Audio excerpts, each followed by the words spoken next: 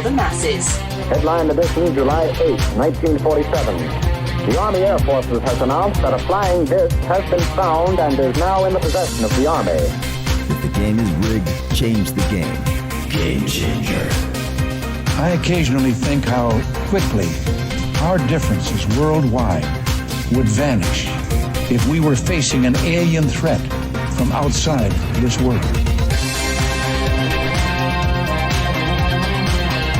This is Fade to Black with your host, Jimmy Church, on the Game Changer Radio Network and KGRA, the Global Radio Alliance. I need your help to get to the year 1985. You are listening to Fade to Black with Jimmy Church on the Game Changer Network. Good evening. Fade to Black. Bespoke radio for the masses. How you doing? It's Monday. That's right, Monday, March 25th, 2019. 84 days into the new year, just 281 days left. We are live from a bunker somewhere in the middle of beautiful downtown Burbank, California. And I would like to welcome everybody listening all around the world, all across the United States. Hither and thither, to and fro, back and forth, up and down, east and west, north and south, far and near. This is Fade to Black for KJCR, the Game Changer Network, and KGRA, the planet. I am your host, Jimmy Church. What is cracking, everybody? How you doing? How you doing? Yeah, it's Monday. All right. What a week we've got lined up here on Fade to Black. And tonight's very special guest, Billy Carson, is here to start off. Are you ready? Start off his 4-part series on the Emerald Tablets of Thoth. And tonight is night 1. So for the next 4 consecutive Monday nights, Billy Carson is here. Tonight's part 1, and we are going to start with the history. Okay? The history of the Emerald Tablets of Thoth. I cannot wait. Is it Thoth? Or Thoth, or Thoth, for that matter. What is it? You know, we'll kick things off in Twitter with that question. I say Thoth, but I hear Thoth. I've heard Thoth. I've heard Thoth. What is it? Yeah, let's go with Thoth. All right, so that is tonight. Tomorrow night, Anomaly is here. Now, he's back to talk about his experience with fake news that happened last week and the mass media.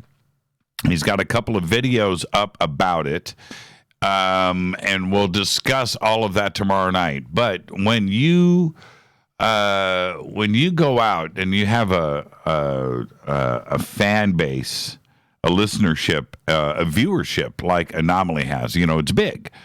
And you are going to be pigeonholed, right? And you would think that that is the case, which is okay, right? But be correct about it. And he got mislabeled. Yeah. And all of the big media picked up on the story and his tweet. And it's pretty amazing, because he's out there speaking about this, and then he turns out to be, I'm going to use the word victim. He was a victim, all right? Crazy what he went through. And we are going to talk about all of that tomorrow night. And I think that with all of us right now, and I'm going to talk more about this in just a minute,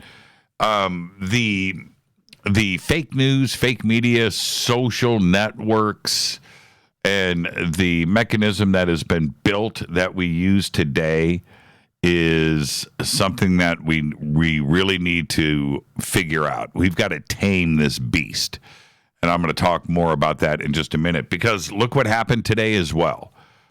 Apple. Apple is now in the streaming business. Holy crap. As if we didn't have enough, right? Enough. Think about that. Okay, so that is everything that we are going to talk about tomorrow night. Wednesday night, it is John Greenwald. He is here to announce his new book. It is called Inside the Black Vault. And we've got a lot of stories to talk about with John on Wednesday night when it comes to what is going on with this crazy UFO world and community of ours. And the book is Inside the Black Vault, which I do have. It is pretty dang good. So there you go. John Greenwald is here on Wednesday night. Thursday is another Fader night with open lines all night long. You can follow me on Twitter at JChurchRadio. Facebook, YouTube, everything is Jimmy Church or Fade to Black. And you can follow us on Twitter at JChurchRadio, right? On JChurchRadio. Now, the sandbox is hashtag F2B. If you have any questions or comments for myself or any guests that we have on the show, please use hashtag F2BQ. That's F, the number 2, BQ. All right. Now, I'm going to get to some breaking news. And the amount of breaking news that has hit this country in the last 72 hours has been extraordinary. Extraordinary. And we can even back up further than that. Get into Wednesday and Thursday of last week. Crazy, crazy news weekend. Thankfully, we had the weekend off this weekend. And we did a lot of yard work. We had a dinner party. I'll talk about that more in a minute over at the house last night. And, trying to disconnect. And luckily, doing all of the planting and yard work that we did and moving gravel around and just oh man, kept me off of the internet. And it was just thankful that that was the weekend that we had, and I was bright-eyed and bushy-tailed this morning, and whew, man. Okay, so now the news that went through today, we all woke up to the news that attorney Michael Avenatti was arrested in New York today, and now it appears that he's going to be released on $300,000 bond. Avenatti, who is represented today by 2 federal defenders, was not asked to enter a plea, and he did not do so. When the judge asked Avenatti today if he understood the charges against him, he replied, "I do, Your Honor." He was ordered to give up his passport and cease contact with an unnamed witness. Avenatti will only be allowed to travel to New York and California. Also today, attorney Mark Garagos, and this is no joke, he is the unnamed co-conspirator in the Avenatti criminal complaint. He is charged, Avenatti is charged with attempting to extort Nike for $20 million and wire and bank fraud. And all of this started just a few days ago on the 19th. And then he had reached out to Nike, and everything after that point was recorded. And some of the transcripts have been released by the Southern District of New York, and it's pretty frightening. He made a statement today, Avenatti, with the general saying, okay, I will be fully vindicated. Everything's going to be fine once all the work. Well, okay. All right. We still run with, in this country, innocent until proven guilty. But those tapes and what was said, that's a tough one. That is a tough one. All right. Who would have thought, right? It's pretty crazy. Michael Cohen, now Avenatti. Whew. Just pretty crazy. Finding somebody with ethics today and integrity to work with, it's the hardest thing to do. It is the hardest thing. Everybody's so messed up. All right.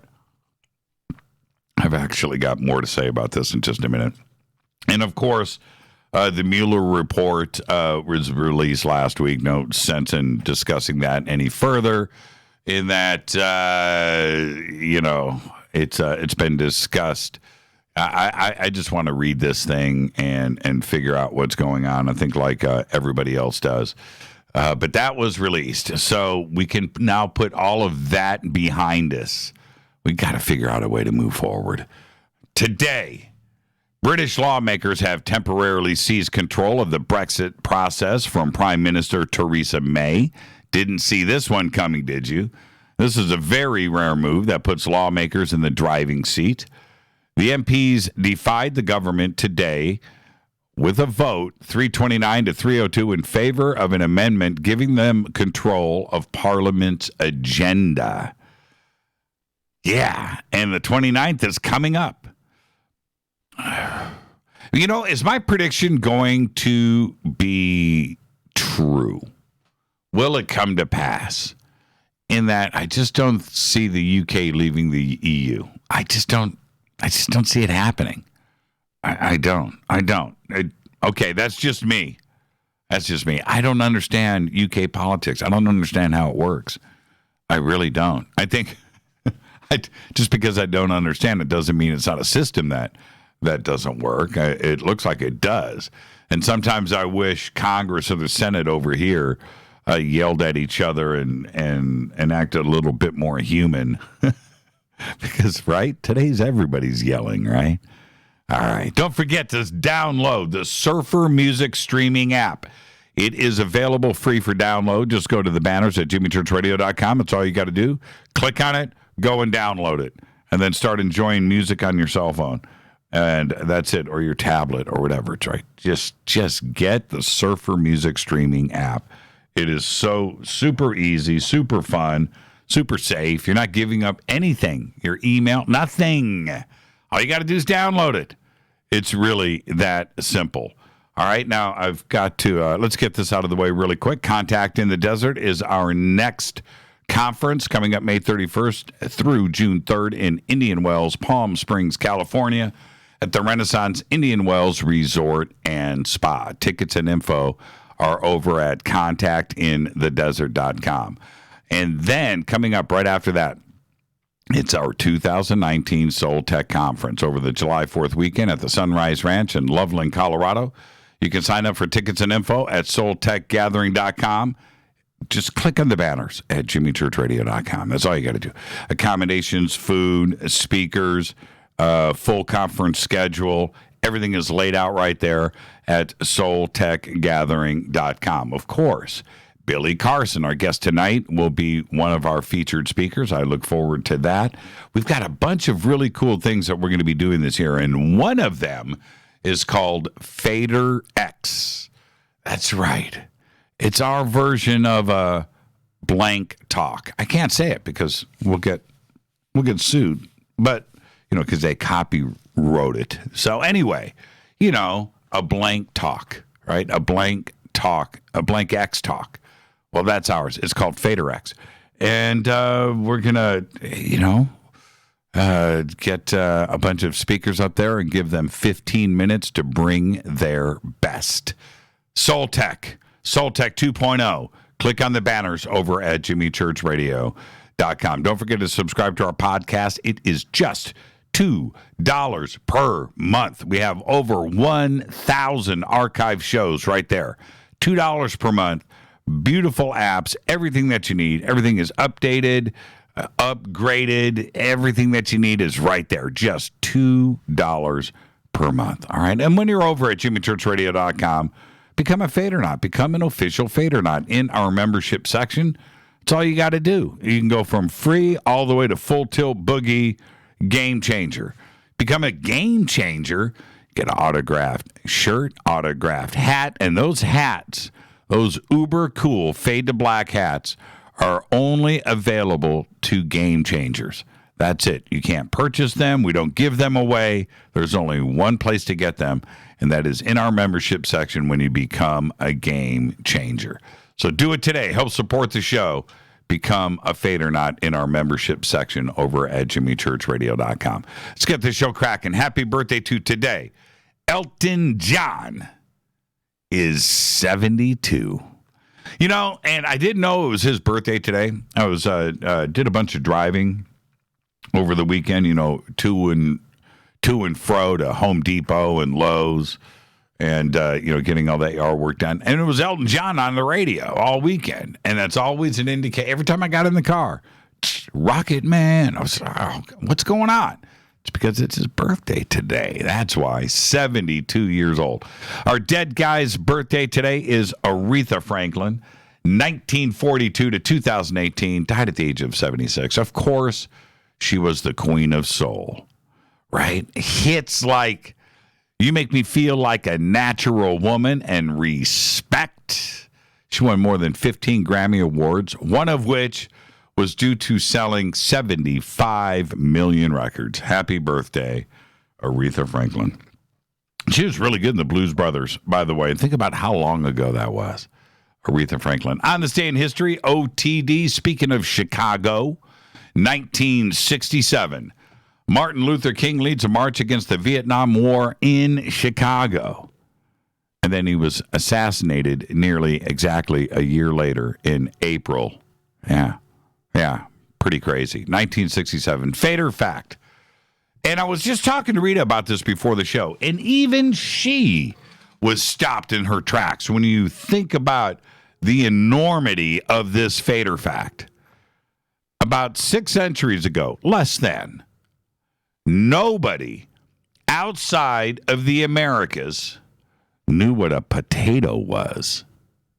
Think about that. Nobody. Romans didn't eat potatoes. Greeks didn't eat potatoes. Nobody in Asia ate potatoes. Nobody ate potatoes because nobody knew what they were. You had to be here in the Americas to know what a potato was. Think about that. I mean, to go all the way up to the year 1500, that's like yesterday. Nobody knew what a potato was. That's insane to me. The French didn't have French fries. They didn't. Think about that. Yeah, it's pretty nuts. All right, tonight, Billy Carson is here. Starts his 4-part series on the Emerald Tablets of Thoth. And tonight we're going to start off with the history, okay? And a complete show tonight on this. Tomorrow night, Anomaly, he is back to talk about his experience with fake news and the mass media. Wednesday night, John Greenwald announces his new book, Inside the Black Vault, and we're going to go through all of the headlines and his latest research and document run. That will be Wednesday night. Thursday's another Fader night with open lines all night long. Now, I just talked about my dinner party, or our dinner party that we had over at the house. And this was last night. And you know what we did serve for dessert? With dessert?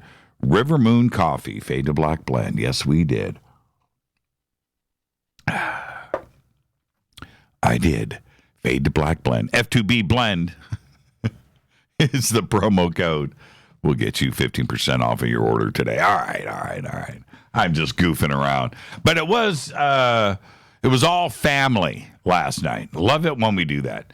And it was an Italian feast, just in case you were wondering. We had meatballs and spaghetti, marinara sauce, and we had a really, really good bruschetta to kick things off. And what else did we start with? Rita, what did we start with last night? Pizza. Yeah. Amazing time last night. And then, finished it off with a cheesecake and coffee. Really good. And I got to taste a really good beer last night, a coffee beer by Smog City. I'm not plugging them. I have no relationship to them, but man, that's some really good beer. Smog City coffee. Yeah, really good, really dark, really good. But one of the things that we talked about last night over dinner was how much the world has become so polarized, in that you just can't talk to anybody without a fight, right? A fight starts, an argument starts. Nobody listens, right? That was discussed last night. Nobody wants to listen anymore to what you have to say. They don't, right? Everybody is right and everybody else is wrong, and how mass media and social networks are to blame. And here's the thing. I didn't bring it up. You would think that I brought it up. I know what's going through your mind right now, that I instigated this conversation, but it wasn't me.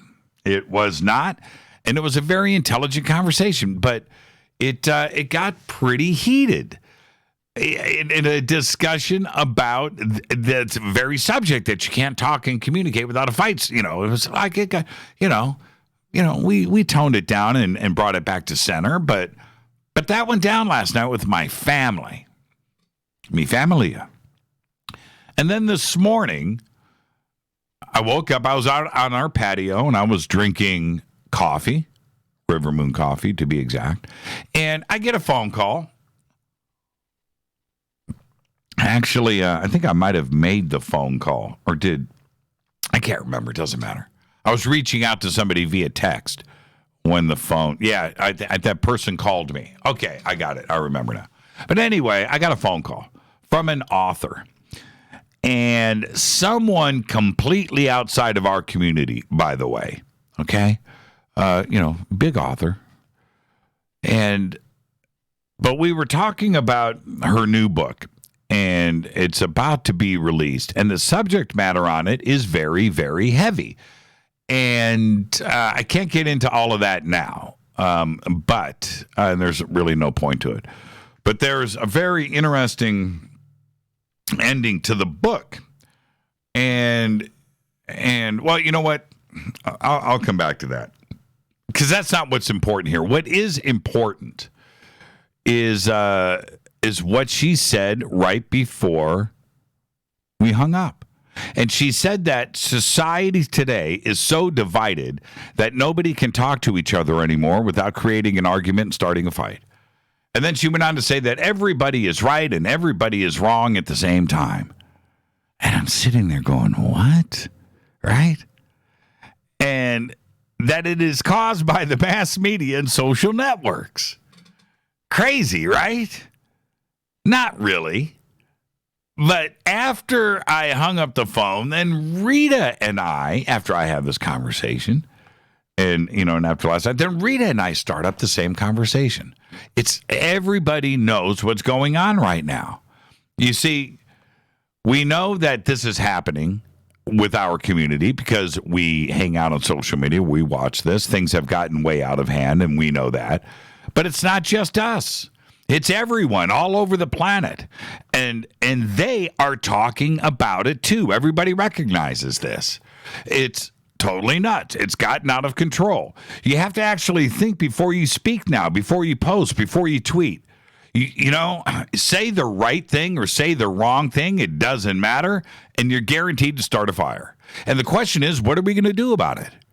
Will the media and the tech giants change their ways? Probably not.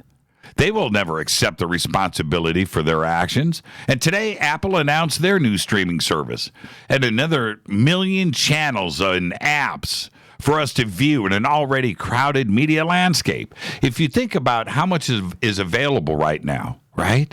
You have Facebook, you have Twitter, you have YouTube occupying huge chunks of your day.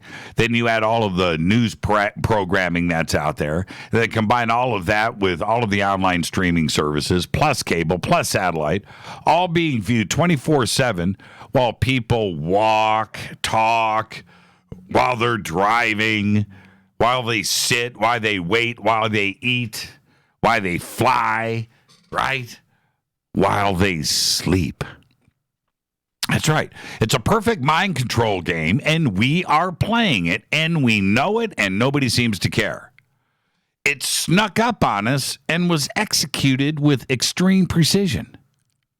And here's the final blow. And this is where I need you to hear every word that I say. The real alternative is to stop texting, is to stop posting online, is to stop talking. That'll stop the fighting, won't it? Sure, it sounds great. But then we have a society of mindless people walking around in silence. And when that happens, the man has won. Think about it. And that's where we are today. And I know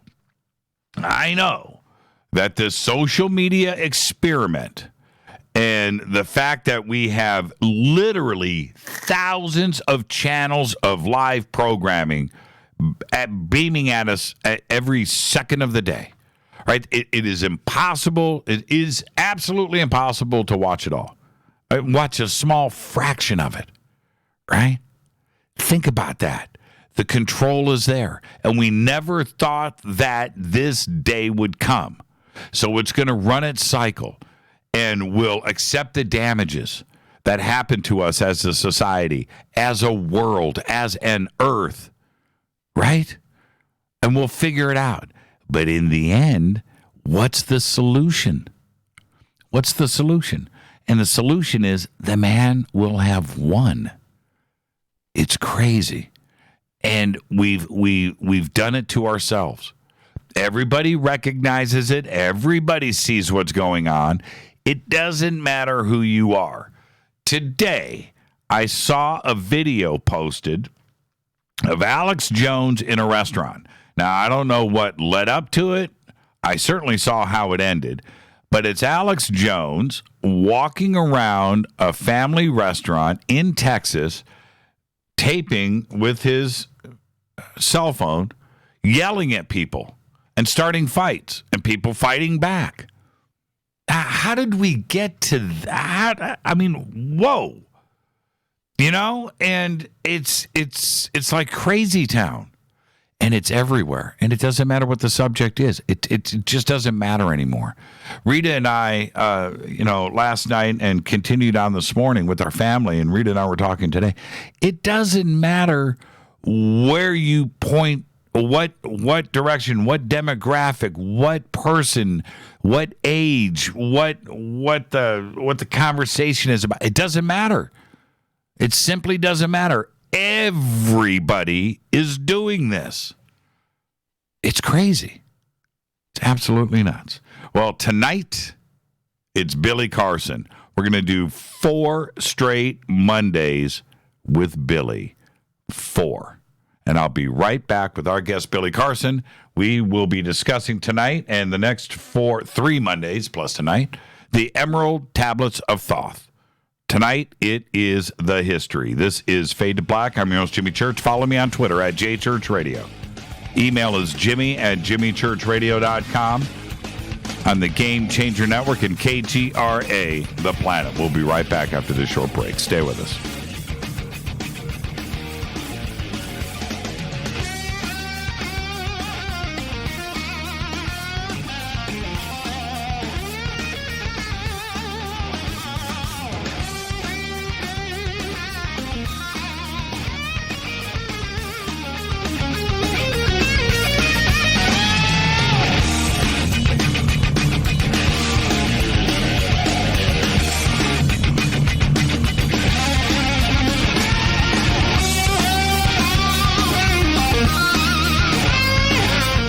This is Nicole Church, daughter of you-know-who, and you're listening to Fade to Black on JimmyChurchRadio.com and the Game Changer Network. You're listening to Jimmy Church, Fade to Black. Fade to Black will now pause for alien identification. The station that talks the net. KGRA Radio. When you take the beans from Central America with dashes of Indonesian and African mixed in and then roast it to the dark side of Fade to Black, you create the ultimate brew of fringe. Introducing the Fade to Black blend from River Moon Coffee. Yes, River Moon's darkest customized roast was created for the love of Fade to Black. The alchemy of masterful roasting and smoking the beans is in every sip of this full-bodied, dark Java. I need my coffee dark, deep, with distinct bittersweet chocolate highlights, just like the bunker. Leaning further into the darkness of the roast is Fade to Black Blend from River Moon Coffee. Just click on the banner at jimmychurchradio.com and use the promo code F2BBLEND for 15% off of your order today. Go Beckley Teppy. This is Jimmy Church of Fade to Black, and you can get our podcast for just $2 per month. All you have to do is click on the podcast banner over at jimmychurchradio.com. Hey folks, guess what the number one phrase that Life Change Tea receives by email? You ready? We love this tea. We love this tea. Time after time, week after week, we love this tea. Life Change Tea gives you more energy, a beautiful cleansing, and fulfills its slogan perfectly. The tea that makes you go. So if you want to be on your health game, log on to getthetea.com and order Life Change Super Strength Tea. Packages come in a 1-month supply, and when you brew this stuff, wait until you see the results. Aren't we all about the results? And with a lot of people's health struggling, we can use a little bit of help. Doctors will tell you disease starts in the gut. So log on to getthetea.com. That's getthetea.com. Be our next email saying, I love this tea. I love this tea. Get the tea at getthetea.com. Helping America one tea bag at a time. 9 out of 10 geneticists agree. Fade to Black is not your father's radio show on the Game Changer Radio Network and KGRA, The Planet. Do you want to lose weight but have no idea where to begin? The Fast Start Diet, a 3-day weight loss plan, is the answer. 3 days of nutritionally balanced, calorie-restricted meals delivered right to your door. No shopping, no measuring, and no cooking. Everything is prepared for you and ready to eat at home or on the go. The Fast Start Diet has all the amazing benefits of intermittent fasting without starving. We've helped thousands of people who have struggled to reach their weight loss goals. Isn't it time we helped you? With the Fast Start Diet, you'll lose weight and feel great. Find Fast Start Diet on Amazon or go to faststartdiet.com and use promo code TALK to get 10% off your first box. And as a special bonus, Fast Start will include their #1 rated Lipo3 appetite suppressant spray free with your order. This is Jimmy Church. And whatever your diet plans are, do what I did. Go to faststartdiet.com. Hi, this is Rob Reiner from Anvil, and you're listening to JimmyChurchRadio.com. What's up? I'm Chris. What up? This is Kyle Massey, and you're listening to Jimmy Church Radio.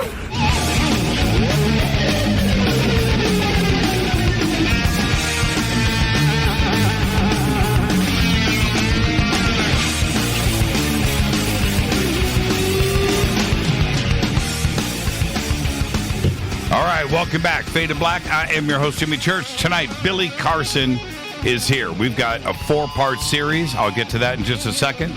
Tomorrow night, Anomaly is back. Going to talk about the mass media and his experience with fake news that went down last week. It's an extraordinary story. Wednesday night, John Greenwald. His new book is called Inside the Black Vault, and we're going to go through all of his recent research and discuss the book that is getting ready to be released. Thursday night's another Fader night with open lines all night long. You can follow me on Twitter at JChurchRadio. You can follow Billy at Forbidden Knowledge. That's with the number 4 at the beginning of it. Forbidden Knowledge. You can follow him right there on Twitter. All right, this is part 1 tonight of our 4-part series with Billy on the Emerald Tablets of Thoth. And it's going to broadcast over the next 4 consecutive Monday nights. Tonight, we will start with the complete history of the tablets. Then next week, part 2 will be What Are the Halls of Amenti? Part 3 will be Time is an Illusion. And part 4, the Emerald Tablets and the Fractal Holographic Universe.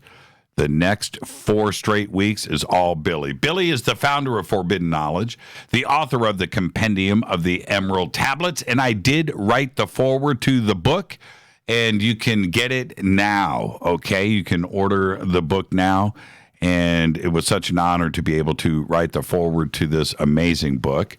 And he is also the expert host on Deep Space. It's a new original streaming series by Gaia Carson's Forbidden Knowledge has over 2 million followers and subscribers throughout social media. He has combined forces with top anomaly hunters in the world to form the United Family of Anomaly Hunters, the UFAH.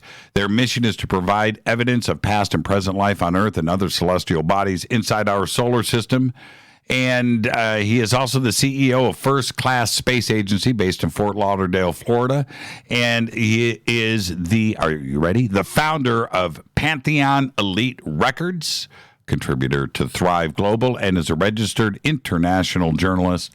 His website, of course, is forbiddenknowledge.com. I'd like to welcome back to Fade to Black, Mr. Billy Carson. Billy. Hey, Jimmy. I'm so happy you have me on here, man. Are you glad too? Oh, I'm glad. I'm happy. I'm excited. Exactly.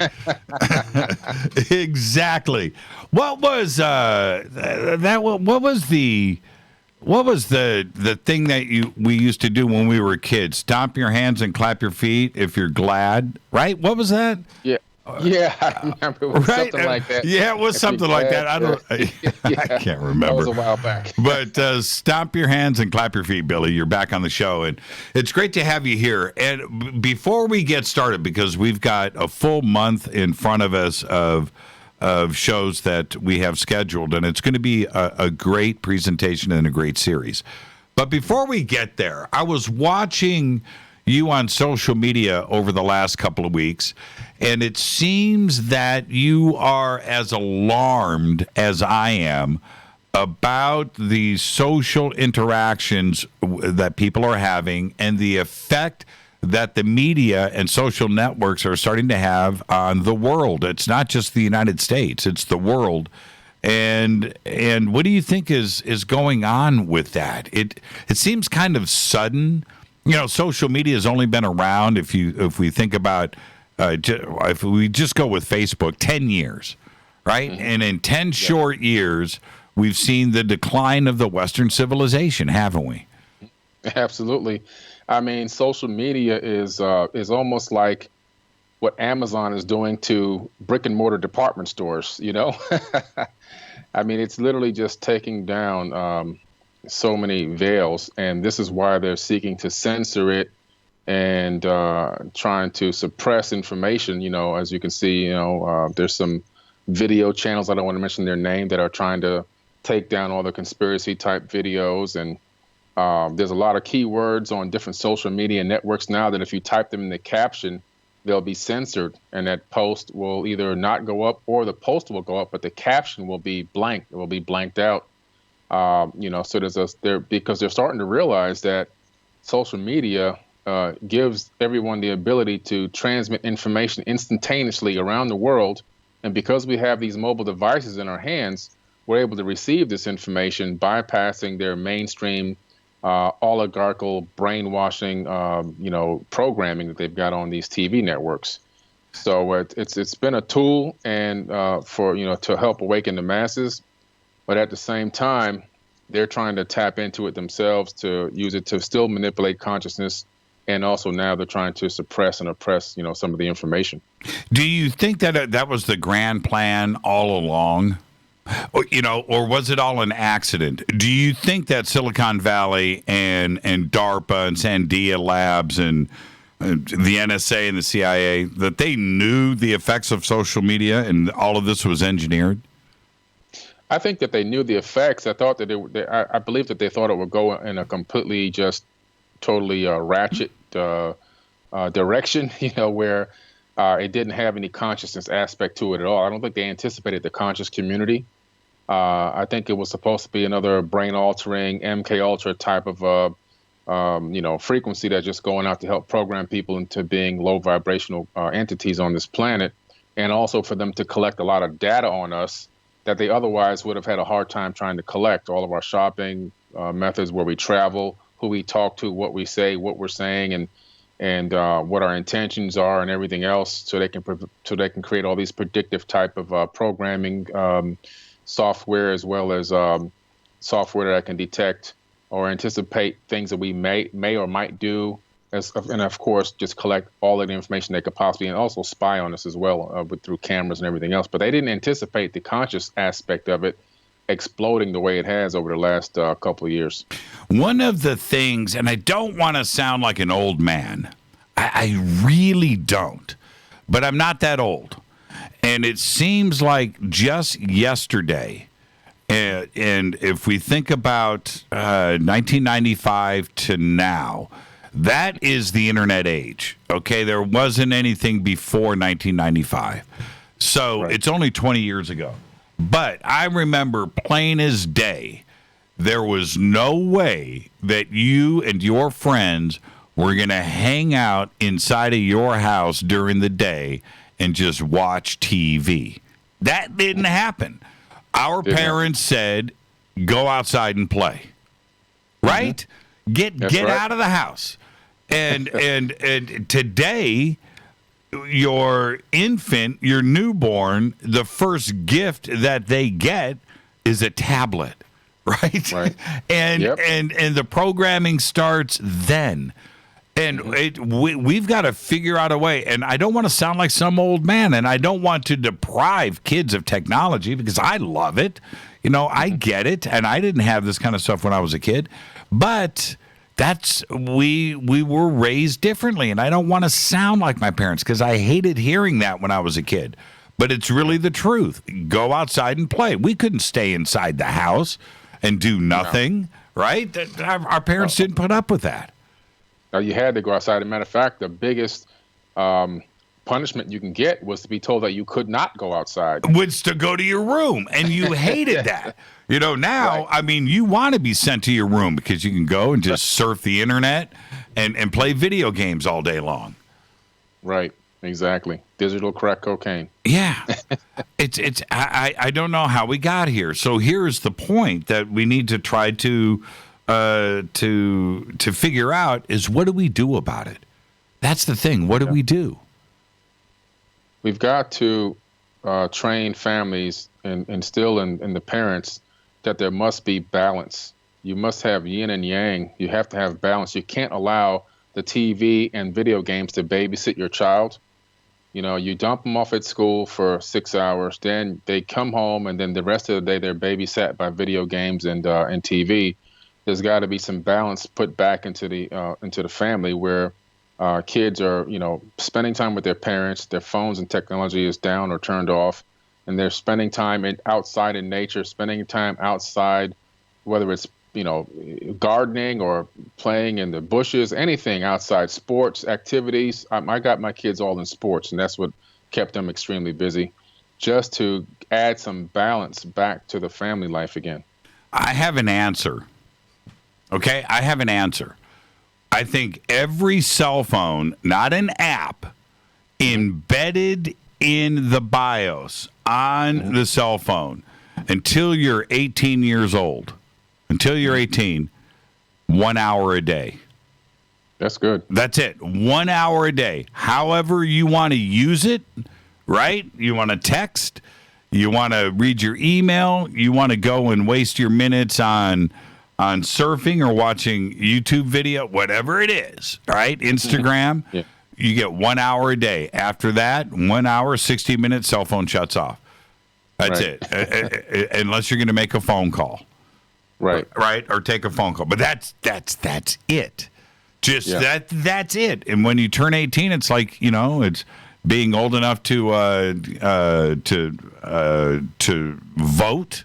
You get you get full cell phone privileges. But until then, you've got to get your education and you got to learn what the world is about. Yeah. You know, that's me. But that's what I would do. I should be president. I should be president. Oh, man. I got the adult vote. I think I could lock that down.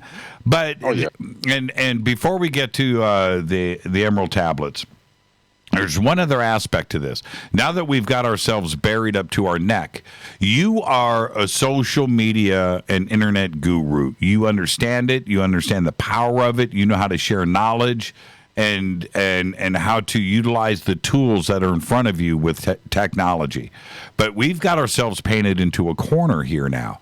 And you know that the media is not going to accept responsibility for what they've done. You know that, Facebook and Zuckerberg are not going to accept the responsibility for the way that they've handled all of this. So if it's up to us, and the choices would be to stop communicating, so we stop fighting and we stop trolling, we do all of this, and then suddenly we're not talking. Now, we may resolve the social media psychological issues that we're going through, but now we've got a society that doesn't talk. And if that happens, then the man has really won, right? I mean, I don't know what to do, man. Yeah, it's tough, man. It's such a delicate balance between, the two worlds, and the conquer and divide tactics are always in place nonstop, keeping us all divided and separated, and worrying about race, and worrying about, geographical areas and all this kind of stuff, and worrying about the shape of the planet, So, and it just keeps us consistently divided, so that we're fighting each other instead of really fighting the enemy, who are the ruling oligarchs, that are the elites, that are really the 13 families that are running 7.5 billion people. Which is why we do what we do. We just keep trying to find a way to help raise consciousness on this planet. And I know it's one of those things where, we're planting seeds for trees that we may never sit in the shade of. And these types of things take time. Yeah, that's right. And we are doing that with things like Soul Tech, right, where we are able to present and to teach, and you'll be, of course, teaching. And there's another thing, speaking of Soul Tech, is TEDx and TED Talks is a way to, again, share knowledge with the masses. And it's a technique that and you certainly do this very effectively in your presentations and through music and multimedia, where you're getting the message out. And at Soul Tech this year, we're going to be incorporating our version of that. It's called Fader X, where we're going to have the presenters get up and give us their best 15 minutes of a subject. And you're going to be speaking about that too. And don't you think that keeping the attention span short, right, 15 minutes, but bringing your best material forward, it's one of the most effective ways to communicate, isn't it? Oh, absolutely. That's going to be amazing. I mean, the average person's not going to want to go past 10 to 15 minutes anyway. You start to lose them a little bit. Their minds start to wander, and they may be focusing on something you said before. They could be thinking about where they're going to have dinner. They could start dozing off because they're getting tired or whatever. But 15 powerful, impactful minutes is really, really great. And I'm so excited to be a part of it. I really can't wait to get up there and drop some mind-blowing content on the people. Well, that's one of the things that you've always done. Forbidden knowledge is about teaching. That's it. That's why it's called Forbidden Knowledge. And your book, the compendium of the Emerald Tablets, is again just that. I see it as a tool. It could almost be brought into a curriculum at a school. It is a tool. Yeah. It is a book full of knowledge that is presented that way, isn't it? Absolutely, it is. As a matter of fact, it's ironic you say that. I've had several teachers in one university professor contact me and tell me that they've now started using this information in their curriculum in their classes. Straight up. Which is wow. I mean, just wowed me, Wow. I'm wowed. Yeah. But this is, as we start to get into this, we're going to be covering this. There's so much to discover about the Emerald Tablets that we knew that we couldn't do it in one show. And you suggested to us, let's just go full on. Let's do a series on this. And I just thought it's a great idea because the foreword that I wrote in the book, one of the things that I mentioned in that foreword is just that. Getting information on the Emerald Tablets is hard to do. And everybody that goes on a spiritual journey, no matter what brings them here, eventually, as they're out there researching, you're going to cross the Emerald Tablets, aren't you? Mm-hmm. Absolutely, you sure are. There's no way around it. There's no way to escape it. If you're really digging and you're really seeking knowledge and wisdom and really digging into the research and trying to find out the root of all of this information that's been put forward through religion, through ideologies, through spirituality, even shamanistic concepts and ideas, yogic concepts and ideas, even some of the Vedas and some of the other ancient texts that are already out there, Sumerian tablets and everything else, they all lead back to the Emerald Tablets of Thoth. I mean, you can't get away from it. The journey that happens to all of us, you went through that too, didn't you? Mm-hmm. Absolutely. And so tell me about, again, because I mentioned this in the foreword in the book, and the reason why I did it, I wanted to, strike at everybody to the point where they go, yep, that's what happened to me, right? Right. And I'm sure that it happened to you, and that you cross it. And when you find the Emerald Tablets, I know that immediately, because this is what happened to me, a couple of questions will pop into your head. And the first one is, and I want to know if this happened to you, are they real? That's the first thing, right? It's just like, wait a minute, this is too nuts. Are they real? And where are they? That's like the two obvious things, right? Did that happen to you? Yeah. Oh, absolutely. That's really literally the first thing. I read the preface, and I was just so blown away by the preface alone. I had to read the preface 4 or 5 times before I even started to read the content, because the preface was so deep and like mysterious. And then I go into the first tablet, and I pause halfway through, and I go, man, I got to find out, what is up? Where did these things come from? What's the deal here? Are they real? I mean, I really started asking myself a lot of questions. And then I started digging and digging and digging, and I really tried to find out, are these tablets real? And to my, pleasant surprise, they are real, and they do exist. And there's versions of them available even at the Cambridge Library in England. So they have been touched by many, many famous people, over the years. And for example, Sir Isaac Newton. Everybody pretty much knows who that guy is. Right. He had his hands on the tablets and translated a version of them, and they're sitting at the Cambridge Library in England. I mean, so anybody can go there. Matter of fact, I'm actually headed there myself next summer to actually go to the Cambridge Library and take a look at these records, myself, his version of the record myself. And then there's probably a third question, and we're going to dive into all of this after the break, everyone. But there's probably a third question. Of course, the first one being, are they real? Second, where are they? And then the third question that hits everybody is, how come I haven't heard of them before? Why isn't everybody on this planet talking about them?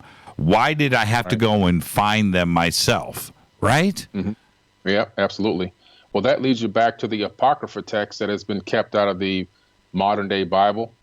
That text is very vital to the full story, yet the Council of Nicaea and King James decided to omit those additional scriptures from the modern day Bible because they expose a lot of things like ancient astronauts, time travel, portal travel, spaceships, and different types of other technologies and metaphysics and spirituality, and also reincarnation. Because a lot of that content came directly from the Emerald Tablets, of course, they would want to suppress that information from getting out to the general public and keep it as vague and, ambiguous as possible, almost to where nobody can really figure it out, or so few people find out about it that it doesn't have any kind of a real palpable effect on the general population. And I think that's kind of what they've done. I think that the Emerald Tablets, for anybody that takes the time to read through them, and certainly with your new book will have this effect, but it changes people. It actually changes people. You cannot read them and not be affected by them. Did you go through the same thing? Are these principles that you live by today?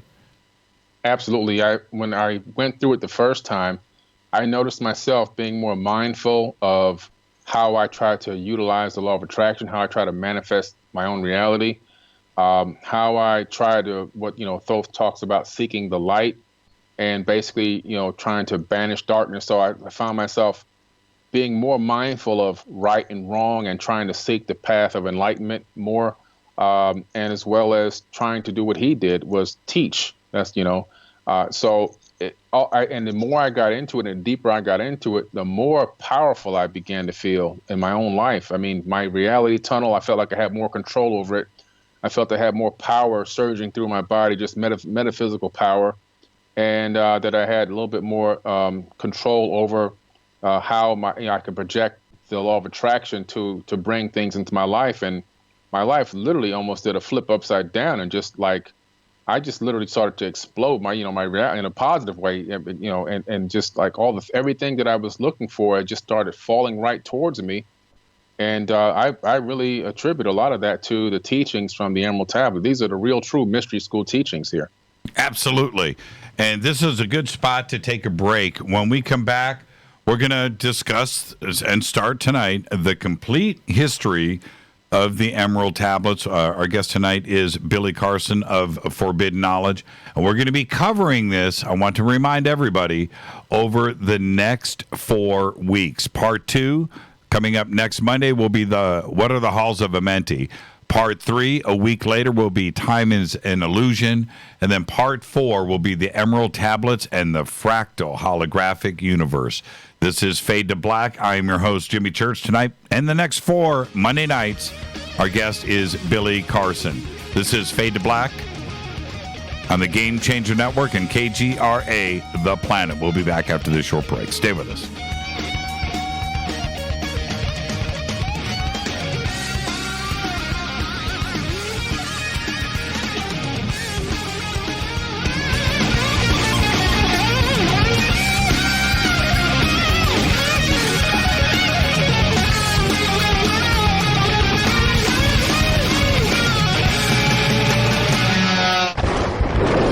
This is Fade to Black with Jimmy Church on the Game Changer Radio Network and KGRA, the Global Radio Alliance. This is KGRA Digital Broadcasting Station, Salt Lake City, Utah, Van Buren, Arkansas. Introducing the new Surfer Music app. Listen, Fade or not, you know I love my music. This is my go-to for all things notes. The Surfer app is a brand new concept in music listening. Surfer is free, providing unlimited access to thousands of live streaming radio stations. Surfer is an exciting, interactive listening experience. Discovery and surprise are built right in. Surfer is your destination to discover and rediscover great live streaming music. It features high-quality audio streams, free access to music from thousands of live streaming radio stations, unlimited listening, unlimited skipping. You get a music visualizer, and you can also select your favorite channels. Get it at the Apple App Store or Google Play. Just search Surfer Music or click on the Surfer banner at jimmychurchradio.com. Go Beckley Teppy. Folks, this is very important information. What's to be said about CBD? AncientLifeOil.com. Our CBD is made from hemp and has 0.003 THC, which means this wonderful product won't get you high, no matter what amount you take. What does CBD do for the body? My hands are tied, but you can Google CBD benefits and be astounded. When you're finished reading, you'll want to log on to AncientLifeOil.com. That's AncientLifeOil.com. and purchase. Life is good when you feel good. People are tired of pain. People are asking for non-GMO organic products to help them with, you fill in the blank. Legal in 49 states, and again, our CBD is made from hemp. Ancient Life Oil is about helping people one by one by one. If you wonder how good the product is, the CEO takes it every day without miss. AncientLifeOil.com. That's AncientLifeOil.com. Have a great day. You're listening to my main man, Jimmy Church, on jimmychurchradio.com. Hi, this is Ray Hobbs here, repping the planet, and you're listening to my good friend, Jimmy Church, Fade to Black, on the Game Changer Network and the KGRA Digital Broadcast Station. This is Toby Kebbell, You're listening to JimmyChurchRadio.com. Don't hurt me, Jimmy. I'm only little. Hey, I'm Adrian Grenier, and this is Ari Gold. We're the Honey Brothers. Yes. We're of the Honey Brothers. Hey, I'm Adrian Grenier, and I'm Ari Gold. We're the Honey Brothers, and you're listening to Jimmy Church. The Revolution. Reclaim your active lifestyle with Angioprim. Angioprim is the original liquid oral chelation supplement. Chelation helps remove toxins, heavy metals, and cholesterol in your veins and arteries that can cause blockages. Scientific research proves the active ingredient in Angioprim has superior oral chelation action that helps promote cardiovascular health. Find out more. Go to angioprim.com. Talk to a trained consultant by calling Angioprim toll-free 877-882-7221. This is Jimmy Church of Fade to Black, and you can become an official Fadernaut by just going to our membership section at jimmychurchradio.com. Hey, it's Grace. Can we talk about something serious for a minute? Your age. Getting old has its perks. But remember, being a few years younger, you know, your hair was thicker, you didn't have so many wrinkles, that extra weight wasn't haunting you, and you just felt better. Well, we can't turn back the clocks and go back 10 or 15 years, but you can start feeling and looking 10 or 15 years younger with Nature's Youth RSF. It's a doctor-formulated daily supplement that helps your body maintain its peak performance and fight the aging process. Imagine sleeping better, looking better, and feeling better. See how Nature's Youth RSF has helped thousands of people just like you at nature'syouth.com. nature'syouth.com. Imagine how it will feel when your family and friends are asking you what you did to look so good. Your secret will be Nature's Youth RSF. It's time to start looking better and feeling better. Learn more and order your Nature's Youth RSF at nature'syouth.com. That's nature'syouth.com. That's nature'syouth.com.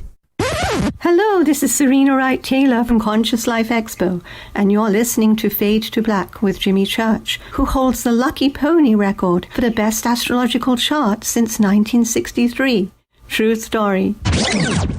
This is Micah Hanks of the Gralien Report, and you're listening to Jimmy Church on Fade to Black, across the globe on the Game Changer Radio Network and the one and only KGRA Radio, The Planet.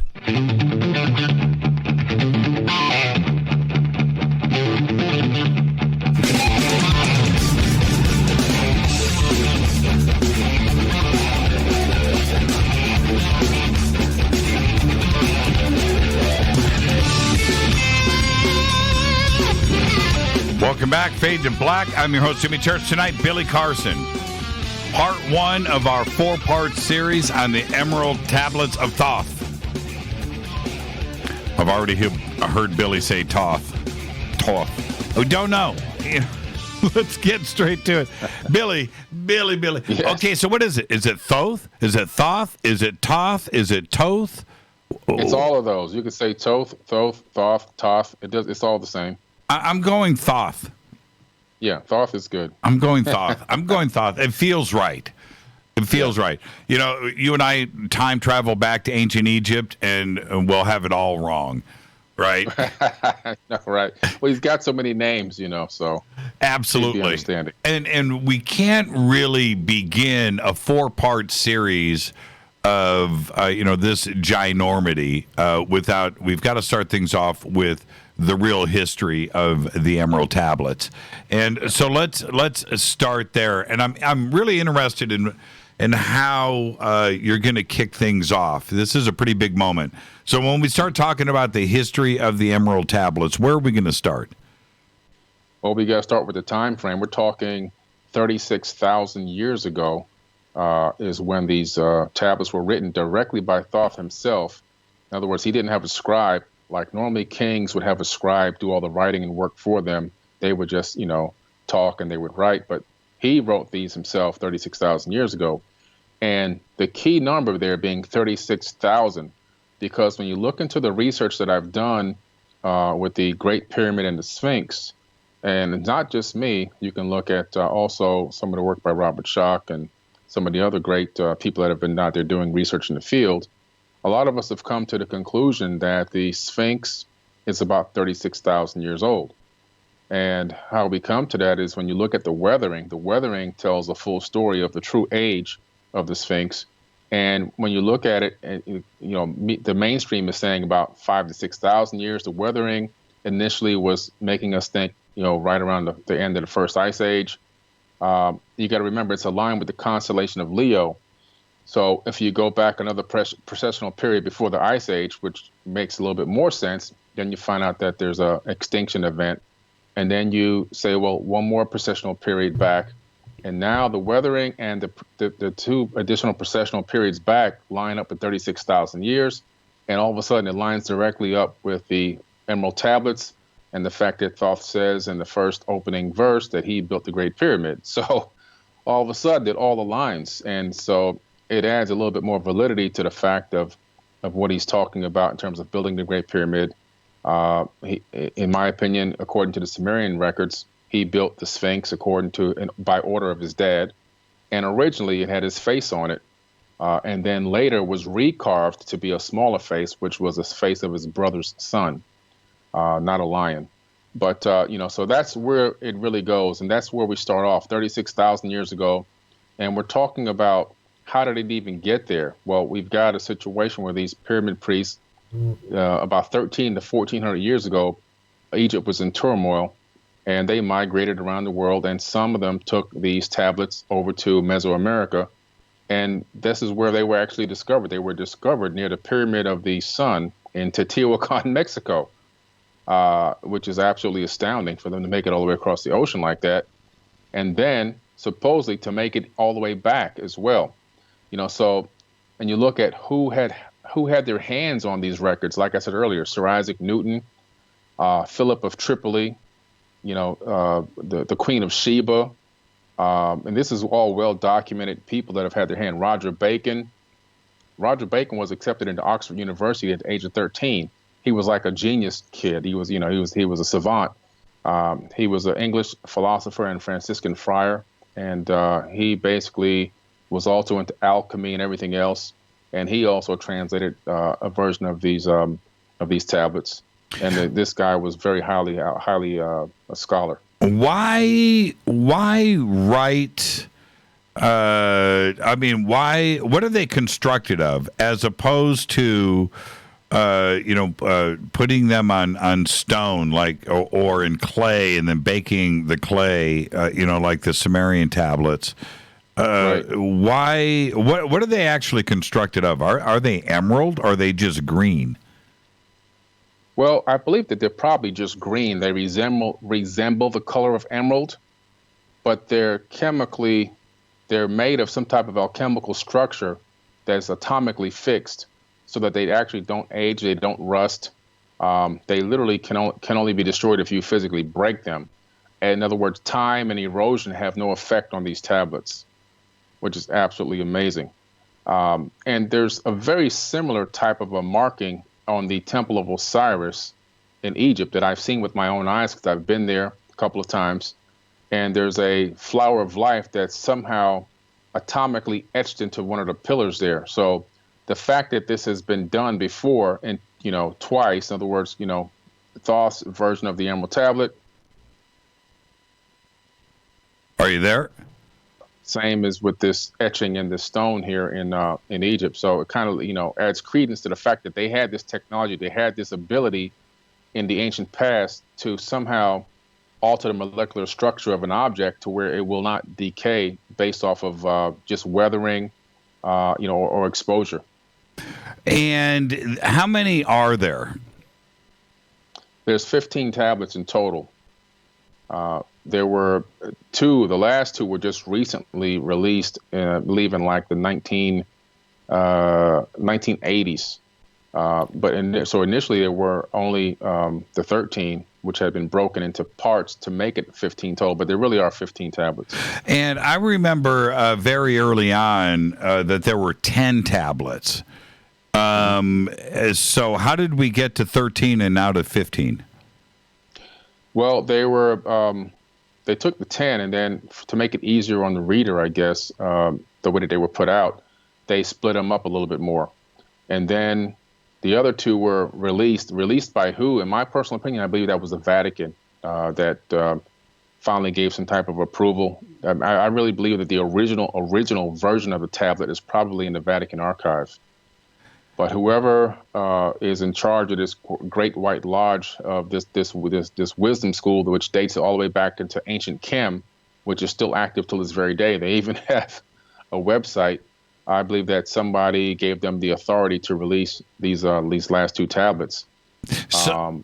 Right, and according to history, the way that the Egyptians laid it out in the Builder's text and other texts, where they go back to the ancient gods of Egypt and they discuss the history. Thoth ruled Egypt for 16,000 years. And at the end of that, so we're going back to around 50,000 BC or so. And then he ruled up to 36,000 BC, which is the period where he chose to write the Emerald Tablets. Am I correct? That is correct, yes. So he ruled over Egypt for about 14,000. It was actually the land of Chem back then. So how he got there was basically there was a great flood. And this is according to the Emerald Tablet. The opening scene is the fact that this flood is starting to subside and the mountaintops are coming back out. And the people that had hid in the caves and survived were coming out of the caves. And his dad tells him to go with his crew and basically raise, them back to a high level of civilization and bring civilization back to the entire planet. So he gets into his ship with his crew, and they actually take off into the sky until the Earth disappears. So it wasn't a boat like what we know, where they didn't go fishing. They went to space, and then they descend on the land of Chem, where they can see the hairy barbarians beneath them. So there's people underneath them as they descend. And when the door opens up, these barbarians come to attack him and his crew. And Thoth raises a staff and sends out a ray of vibration, stopping them still a stone in the mountain. So he basically has some kind of advanced stun gun 36,000 years ago that he's using to hold these people back without killing them until he can calm them down and explain to them that they were children of the sun and they were here to help teach them and bring them back to a high level of civilization. So this is just an amazing piece of work. I mean, when you read that opening scene right there in the Emerald Tablets, it just blows. It wouldn't, if it doesn't blow somebody away, they don't care about what they're reading. And so in the land of Chem, which is ancient Egypt, 16,000 years. What did he do as a ruler? Was he an educator? Was he, or was he a king? What did he do for those? He was both. He was an Atlantean priest king. Right. Because at that time, really, Atlantis still ruled the planet. Atlantis was everywhere. A lot of people think it was a ring island in the Atlantic Ocean. But that was probably just a capital location for the planet. Overall, Atlantis was a global civilization ruling every single continent of the planet with different rulers, all related to each other. And Thoth himself ruled over the land of Chem, which is now called Egypt, for those years. And at that time, he was teaching. And that's where the word thought comes from. The word thought comes from Thoth. Also, the land of Chem, which he named, that's where you get chemistry and alchemy come from the land of Chem, which was all, again, taught by Thoth. So his main thing, and he also was responsible for teaching mankind languages and the different languages that we speak. So. And even in developing the hieroglyphs and everything else, it all comes from him. And he was also the master architect of pyramids. So he taught pyramid building. So this guy was an amazing guy, and he taught mankind a lot and brought a lot of technology to us that was advanced and helped us develop it. And then as well as not only leaving the land of Chem and going to Mesoamerica and kickstarting the whole Mesoamerican advanced civilizations, where you have Teotihuacan, and which was much later inherited by the Mayans and the Aztecs. They had nothing to do with building anything over there. They inherited everything that was already there. So just an amazing feat. This guy really went around the planet teaching and developing civilizations in the ancient past. So, again, going through the chain of custody of the Emerald Tablets, so we understand, they were written in 36,000 BC. He constructs the Giza Plateau, where the pyramids are built, including the Great Pyramid and the Sphinx. He then places the Emerald Tablets underneath the Great Pyramid, and that was at 36,000 BC. Well, they were in the hands of the pyramid priests, and those pyramid priests, at the time that this is about 1300 BC. I'm sorry. These pyramid priests migrated over to Mesoamerica, and they took the Emerald Tablets with them. Did they make copies? Did they make copies of them? Oh yeah. Oh, absolutely. There were copies of the Emerald Tablets. There were copies of them made under permission of Thoth himself, and also the pyramid priests that were in charge of them, and the people who ran the Great White Lodge. There were several copies that were made, and some of the copies that were approved were the one from Sir Isaac Newton, Philip of Tripoli, St. Thomas Aquinas, the famous cardinal, and several others that had, Roger Bacon, Michael Doreal. These people all had approval to, make their own copies of the Emerald Tablets and to write their own transcription of the tablets themselves. Why 1300, 1200 BC? What happened in ancient Egypt during this period that the priests decided to remove the tablets from Egypt and take them throughout the world? That was a time when Amun-Ra, who was also known as Marduk, and if you look in the Jewish library into the Torah, you see Marduk's name in there. If you look at the Enuma Elish and Seven Tablets of Creation, you see Marduk in there as well. And he's also listed in the modern-day Bible. He was Amun-Ra. That's when you say amen, you're saying amen to Marduk. You're not saying amen to the creator of the universe. A lot of people don't know that. He's the one who ordered everybody to say amen. But anyway, he was responsible. That was Thoth's brother. He was responsible for a lot of anguish and sorrow, and he was just a very poor and evil ruler. And he was going against his own relatives, which is one of the reasons why Thoth had left and went to Mesoamerica, because him and his brother had kept getting into fights, and his dad said, "You got to get out of here, go to the other side and start something over there." But he was responsible for a pyramid war, and he wanted to basically be known as the one and only God. He was also responsible for telling Akhenaten to deface all of the gods around Egypt and anywhere that they were. This is why when you go to Egypt, you'll see that a lot of the places you go visit, the noses are broken off, the faces are chipped away, the bodies are chipped away, and a lot of hieroglyphs were actually deleted and removed from stone and granite because of Akhenaten. But he took those orders directly from Amun-Ra. And this caused a major uprising in the area, in the region, and these Anunnaki rulers started fighting each other, using humans as chattel, just like they do now to this very day. The military sends kids out there to go fight. Right. And at the time, there was so much turmoil going on during this pyramid war that the priests decided to flee with this sacred information. And so that's why they decided to leave. Why did they choose Central and South America, and did they also make their way to Asia? Well, they chose Central and South America because there was no turmoil. It was a lot more peaceful, and the civilization was advanced and up and coming, and they can start their mystery schools and teachings out there. And it definitely made its way into Asia. As you can see, some of the largest pyramids in the world are also in Asia, especially if you go to China and also in Cambodia. Those temples are pyramidal type structures as well. And a lot of the wisdom, just from me going to Cambodia and being in Asia for almost a month earlier in 2018, a lot of the wisdom that's taught there, even by the monks themselves, I recognized immediately all came from the Emerald Tablets. So it was just absolutely amazing. And then I got into the Tibetan Book of the Dead, and I was like just blown away that, again, this all leads back to the Emerald Tablets. It's just absolutely amazing. Now, let's back up. I don't want to get too far ahead of ourselves here. Well, let's go back to Alexandria and this period of 1200 BC, which I find very interesting, because all of the great minds from around the world started to share their knowledge and information in Alexandria. Of course, we know about the library there, and part of this sharing of knowledge were the Emerald Tablets, and then we had the creation of Hermes Trismegistus.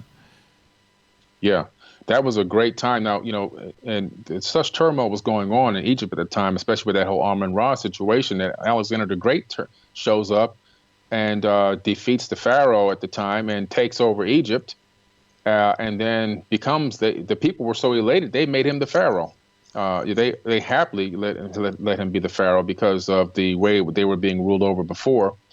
And then, Alexander the Great discovers that his father was one of these Atlanteans, which was amazing. And some of the records show, and the historical record shows, that when he would go into battle, that these ships would go ahead of him and help him defeat the enemy. So that is something that a lot of people don't know about, and you can look it up. But during the time that he reigned, and we had we had Alexandria there, and we had this famous library where knowledge was taught.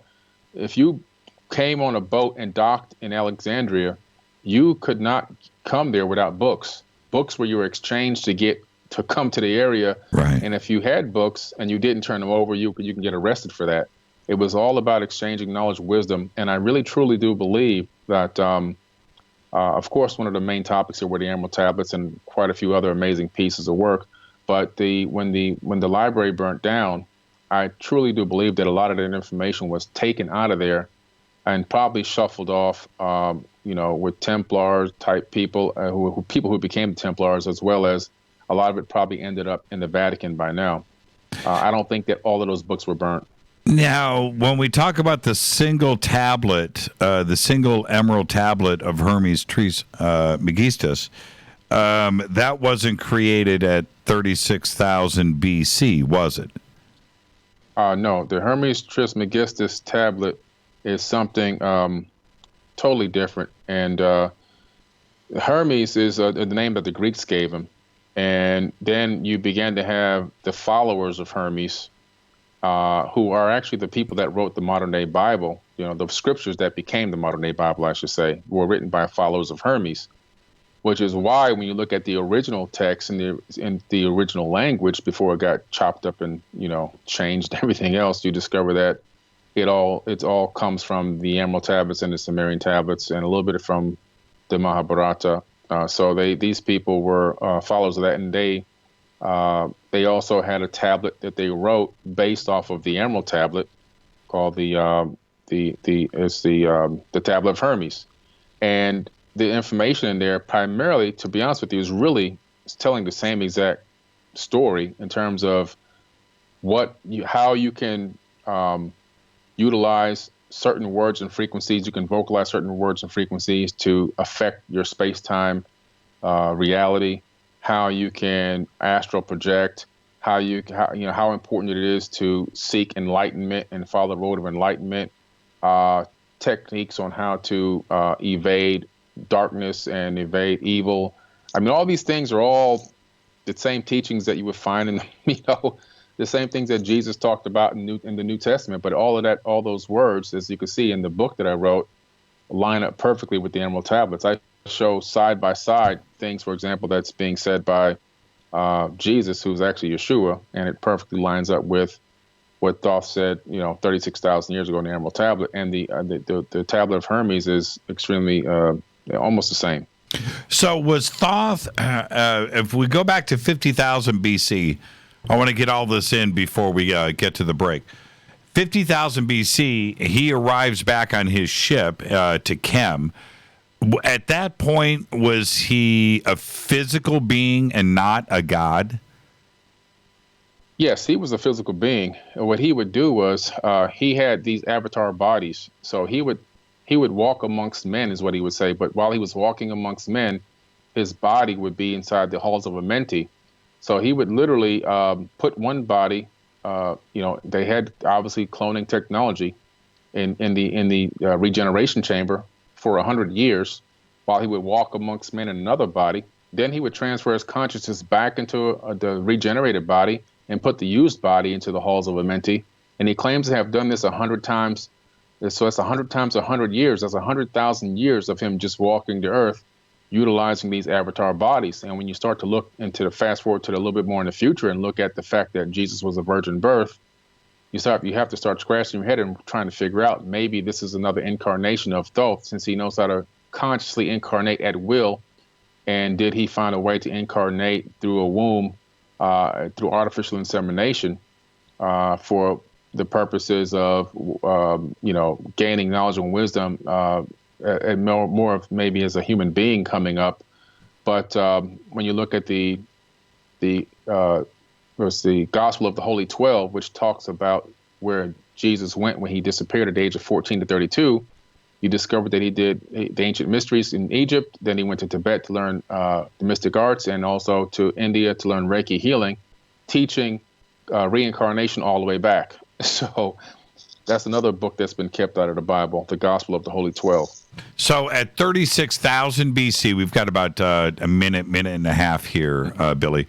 At 36,000 BC, is that the point where Egypt started he made a transition from that to an actual god and the way that he is viewed today?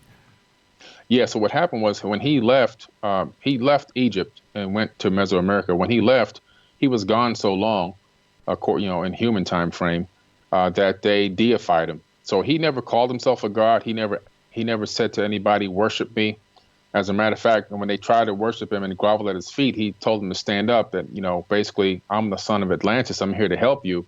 So he never masqueraded as a god. But when he disappeared, when he left, the pyramid priests, after one generation, then began to deify him. They became a cargo cult, so to speak, and they deified him and said he was a god. But in true reality, he never claimed to have been a god. Let's take a break right here. Our guest tonight is Billy Carson. Tonight is night one of 4 straight Mondays, parts 1 through 4, on the Emerald Tablets of Thoth. And you can get Billy's new book. We've got it up there on Twitter, and the links are posted. You can go and order it now. This is Fade to Black. I'm your host, Jimmy Church. More with Billy and the Emerald Tablets after this short break. Stay with us.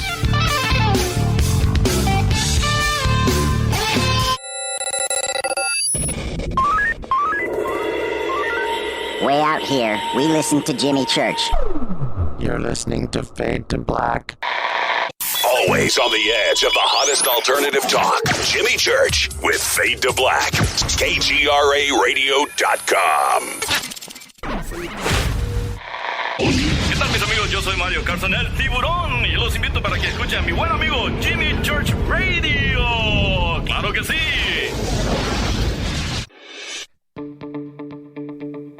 Hurricanes, earthquakes, wildfires. This year we've experienced more than our fair share.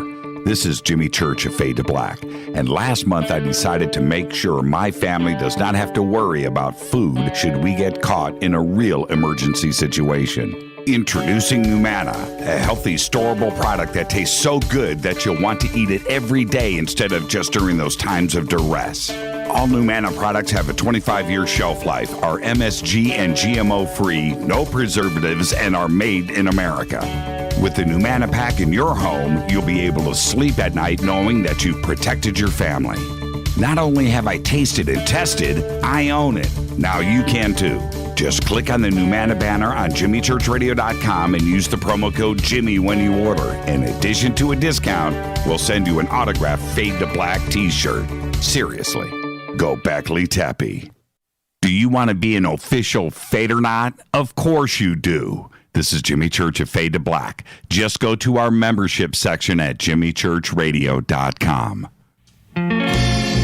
Introducing the new Surfer Music app. Listen, Fadernauts, you know I love my music. This is my go-to for all things notes. The Surfer app is a brand new concept in music listening. Surfer is free, providing unlimited access to thousands of live streaming radio stations. Surfer is an exciting, interactive listening experience. Discovery and surprise are built right in. Surfer is your destination to discover and rediscover great live streaming music. It features high-quality audio streams, free access to music from thousands of live streaming radio stations, unlimited listening, unlimited skipping. You get a music visualizer, and you can also select your favorite channels. Get it at the Apple App Store or Google Play. Just search Surfer Music or click on the Surfer banner at jimmychurchradio.com. Go Beckley Tappy. So, you love talk radio? Then you'll love TalkStreamLive.com. TalkStream Live is always on, 24/7, with the best streaming talk shows. Find your favorite talkers and discover some new ones. It's free, readily available online or on mobile with any smartphone or tablet. Finding your favorite talk shows all in one place has gotten a whole lot easier. Just go to TalkStreamLive.com. Be sure to download the free apps from Google Play or the iTunes App Store. You listen to us, and we listen to you. And so does the CIA. KGRARadio.com. If you have hard water, the lime scale not only leaves white spots, it clogs pipes and breaks down appliances, costing you hundreds of dollars in energy and wear. Eliminate lime scale and other water issues like brown staining and bad odors with HydroCare water products, available from Wave Home Solutions. Wave's affordable water systems don't use salts or chemicals. You'll love the way your water tastes, smells, and looks. Satisfaction guaranteed. For more information, go to bestwater123.com. That's bestwater123.com. Are you intrigued by paranormal talk radio? You'll love the new paranormal radio app from TalkStream Live.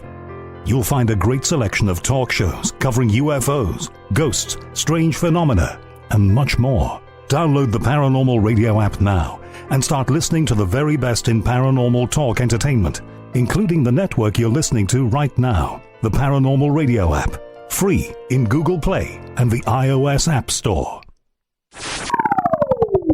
You are listening to Fade to Black with Jimmy Church on the Game Changer Network. Oi, oi, I'm Reese Evans. You're listening to Jimmy Church. This is Revolution.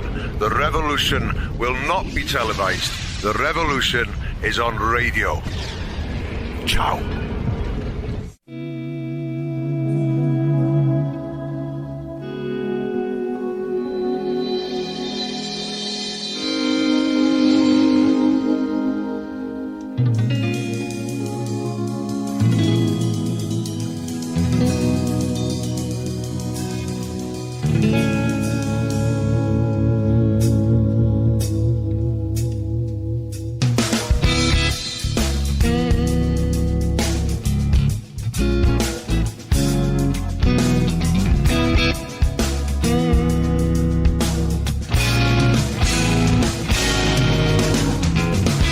Welcome back, Fade to Black. Tonight is part one of 4 parts that we are doing with Billy Carson on the Emerald Tablets of Thoth. His new book, The Compendium of the Emerald Tablets, is now available. We've got it up in Twitter, and Rita will repost that link here shortly. And go over and get your copy of it. It's an incredible book. We are talking about the history of the Emerald Tablets here and who Thoth was. And one of the things I want to establish who Thoth really was. One, we know now, and thank you, Billy, that he was the highest of the high priests of Atlantis. And he journeyed around the world. He ruled Egypt from 50,000 BC until 36,000 BC when he created the Emerald Tablets. And he is also credited, and this is what I want to discuss now. He's credited with the creation of a number of different things, including like law and magic and philosophy and religion and science and, of course, writing. All of these are attributed to Thoth, aren't they? Absolutely. I mean, this guy was absolutely amazing, man. He literally is responsible for everything that we know in terms of our fundamental basis of intelligence that we utilize on a daily basis on this planet. Everything from math, the sciences, astronomy, astrology. As a matter of fact, Giza, I have a video that I put out a while back. Giza itself is a star map of the inner planets in our solar system. And I show perfectly exactly how from the sky looking down, how it maps out, and it also matches perfectly to a NASA map of our interplanetary, our inner solar system planets. If you overlay it, once you draw out the diagram, right down to the correct astronomical units. So this man was absolutely amazing. The way that he built the Great Pyramid to be a multifunctional stone computer and placed it directly at the center of the landmass on the planet Earth. Not the center of the Earth, but the center of the landmass, which means he had the capability of scanning all of the landmass on the entire planet and finding out where the center of that landmass was, then building the pyramid to the height of the average height of landmass on the planet Earth. Again, you have to scan the entire planet to find out what the highs and lows are to build something at the average height of the landmass. And the fact that also the encoded within the pyramid's mathematical structure is the distance to the moon, the distance to the sun, the speed of our orbit around the sun, and the speed of our sun around the actual galactic center. This is all incredible knowledge and wisdom that this entity, this being, had and brought to this planet. The Greeks admired him, so greatly that they credited him as the originator of all knowledge, not only here on Earth, but in the heavens. And by stating it like that, the way that the Greeks did, it's exactly what you are suggesting here, that he had the knowledge of everything Earth, but also of the heavens, so he was able to take astronomy and astrology too as well, and attribute to all of that looking back at the Earth, and he had that knowledge. Yeah, absolutely amazing. I mean, his knowledge was supreme, and he said that his knowledge was supreme, and he had been chosen because of his vast knowledge by Thoth, who was really his father, Enki. And he had traveled through the universe, and he would go to other planets where civilizations existed, and he would watch civilizations rise and fall. We're talking about a being that has some real supreme capabilities and an extremely long lifespan. And with that, he was also the judge. He was a judge. Yeah. He was capable of rendering just decisions, right? And just bring it down. Absolutely, sure was. And he would, he can give out orders and say, to keep these, this is where I think the term really comes in the Bible, keep my commandments. He was the first person to say that in the Emerald Tablets. And also being that the fact that he's the keeper of the book of life. And what that means is, when people hear somebody has a book of life and it keeps all the information in there, it sounds like some type of a fairy tale. This sounds like some kind of religious fairy tale. But what people don't realize, if you look into quantum physics and quantum mechanics, which is where Thoth really goes heavily into in the Emerald Tablets, once you really break it down and analyze it, you start to realize that in modern science, we've discovered that second law of thermodynamics, energy cannot be destroyed, it can only be transformed. And everything that exists energetically, which is basically every atom in the entire universe, every motion that it makes is permanently stored in the outer edges or outer regions of the universe's membrane. So there's no information lost. As a matter of fact, even Stephen Hawking discovered that if you go into a black hole, initially they thought you would be destroyed, but now they realize all of the information of you or whatever has gone into the black hole is stored on the event horizon. So once again, information is stored. So when somebody has a book of life, what they're saying is they have access to what we call the Akashic records, or the electromagnetic data or information that is stored about everything that has ever happened with anyone or anything. Okay, let's discuss who his parents were, or did he have parents?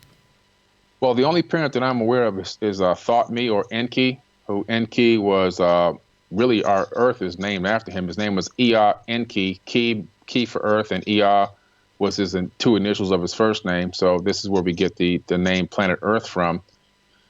He was a master geneticist and a scientist and a physicist that came here 450,000 years ago, according to the Sumerian record, and looking into the Enuma Elish and the seven tablets of creation. And also he's mentioned the epic of Atrahasis, or the Atrahasis epic. So he basically was a ruler of Atlantis and the major capital city. And he's the one who gave Thoth the orders to go out and restart civilization after the Great Flood all over the planet. So he was a master geneticist. He was the one that actually is responsible for genetically modifying the existing humanoid on this planet, creating the Homo sapiens sapien, which is what we are now, the modern human. Even though I don't think the term modern applies, I think that our ancestors might have been a little bit more connected spiritually and might have had bigger pineal glands than us before the genetic modification. But Enki did fall in love with humans, and matter of fact, he even had a human wife, or mated with a human, and had children. But does that explain the absence of Thoth having a mother? I believe so. I think that's it's very possible. And in one of the tales, one of these beings even married somebody or mated with somebody from another planet. So this is like Jupiter Ascending, the movie. I mean, it's so out there in terms of, how powerful these people are and how technologically advanced they are. I'm estimating they're probably a million years ahead of us. So, who was his mom? We don't even know. I mean, he could himself could have been a genetic modification. I mean, we just don't have that information, but he was a son of Enki. And the interesting thing is, he's Hermes Trismegistus, thrice born. He's been born again so many times as different people, and he's known all over the world with different names. He's Mercury, he's Odin, he's Thoth, he's Quetzalcoatl, he's Tahuti, he's Kukulkan, he's Viracocha, he's Lord Pakal. I mean, he's got so many names over the eons as he's gone around the planet to different places. Yeah, and I've read so many different origin stories when it comes to Thoth, that he was born of Ra. It doesn't say that Ra's his father, but he was created from Ra's lips. I've read that. Of course, there's the famous myth about Horus and Set and their argument, and I think it was Horus's semen that was involved and how that happened. But there's no mother attributed to that. There's all of these different origin stories when it comes to Thoth, but there's never a mother discussed, and certainly it goes back to the beginning of creation. That this goes back a very, very long time. And if it's Ra that is involved here, and again, that can go back to Enki, too, as well, if you're discussing Ra, right?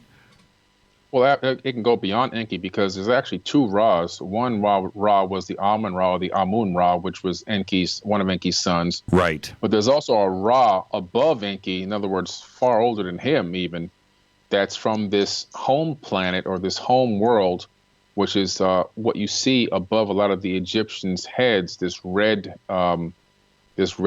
circle. It's actually not sometimes it's shown in crescent, but it's not a crescent moon. It's a crescent planet in light of a sun somewhere. And supposedly it's pretty close to the Orion star belt is where this other planet of Ra is located, according to some of the texts that I've studied and researched now. So there's another Ra even above Enki. Now, it's just very interesting, the chronology when it comes to Thoth, and it's very solid in that there are definitely different creation myths when it comes to Thoth and all of the demigods and ancient gods of ancient Egypt, but it is solid, and we can follow it all the way through. Now let's move forward so we can get to the next break. The Emerald Tablets get moved out of ancient Egypt and over to Mexico.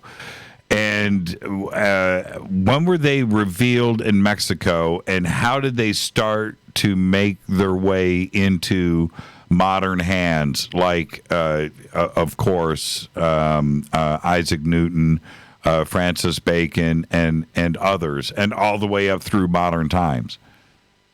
Yeah, in the early 1900s is when they were discovered, when people had gone out to Teotihuacan to start basically, cleaning it up, and it was, it had been abandoned. And this is where people go, what happened to the Mayans? Well, when I went there, I knew what happened to the Mayans. They were all living around the area. They're just working people now. But the area itself had been abandoned, and it became an archaeological site. And explorers had gone in to start cleaning the place up. And that's when they were rediscovered again. And when they were rediscovered, one of the information made its way back to the guarders of the information, which would be the people in charge of this Great White Lodge, which is this mystery school society that is still in existence today. And they then worked their way back up into Europe and supposedly back into Egypt. But I truly believe that the only thing that really made it back are probably copies, to be honest with you. It did on its way back up. It got into the hands of these very famous people that had a chance to not only look at them, but decipher them and make copies of them, including the Queen of Sheba. And then eventually, I personally believe that they probably ended up in the Vatican. But that's how they, that's the kind of the timeline. It just kind of worked its way back to the east again, and that's when in Europe, when these famous people got their hands on them, St. Thomas of Aquinas and Roger Bacon, of course, Bacon. Magnus. Yeah. Where did they get their versions of the Emerald Tablets? In that all of them, Bacon, Magnus, Meyer, Crowley, Isaac Newton, all did their own translations of the Emerald Tablets.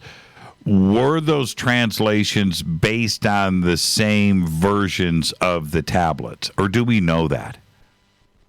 Yeah, it was based off the same version of the tablets. And I made a mistake and it said 1900s. I meant to say 19th century. Right. But yeah, my bad.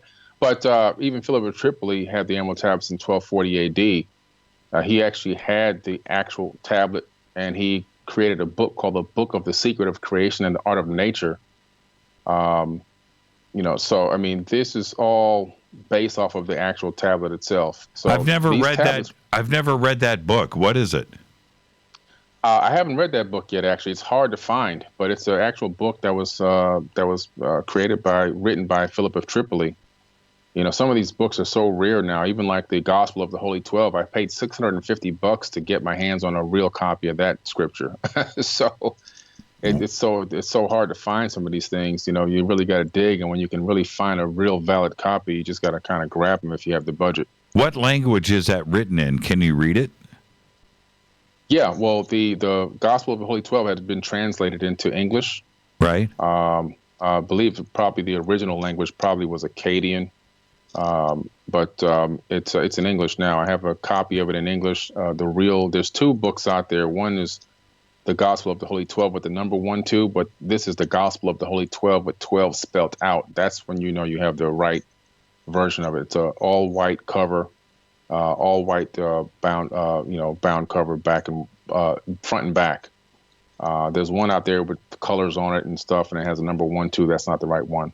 When Bacon and Magnus and even Isaac Newton, when they did their translations, what I found is that they were looking for recipes, right? They were looking for something else. They weren't looking for the meaning of life, if you know what I mean. No, they were really looking for alchemical recipes. They were heavy. All these people were heavy into alchemy, utilizing organic and inorganic materials to create substances that can then do all different types of things like alter reality, change time, change the future, affect the human body for longevity, and create gold out of nothing. All these different types of alchemical type of things that they were looking to do, cast spells and so forth and so on. They were heavily into that type of stuff, and the Emerald Tablets basically teach you that, but in a way that's not what some people might want to call demonic or whatever, when you really break it down, it's talking about real physics. It starts to talk about cymatics and creating frequencies and how those frequencies alter realities. And in one part of the book, on the tablets, you see where he's calling on these names. And these names are not names of people. They're actual frequencies that you're calling out. You're vocalizing frequencies, and those vocalizations, because of the way they're set up by Thoth, he already knows what the effect they have. They have the ability to alter your reality tunnel. So that's what this is all about. He talks about using sound and frequencies to generate or create matter from the ether of space-time itself. Just like Tesla said, if we ever discovered how to create matter out of the ether, it would be the biggest, thing that mankind has ever accomplished or achieved. So he obviously probably read these Emerald Tablets as well. And Bacon, all of that. Right? And Bacon and Newton probably, I wasn't there, but probably didn't understand that aspect of it. They were looking for more black and white answers out of the Emerald Tablets instead of looking at what was actually written by Thoth, and because Thoth was writing in a more divine sense, right? Correct. He was writing more esoteric wisdom, right? And they weren't really tapping all the way into that. They were looking, like you say, for the physical aspects of it, what they can do physically with their, what they can control themselves. But when you really look into the Emerald Tablets and get into some of the deeper meanings, you realize it's the path to enlightenment. It's almost like you're becoming your own Buddha in a way, and transcending reality, this third dimensional reality, into another, taking your consciousness into a higher dimension.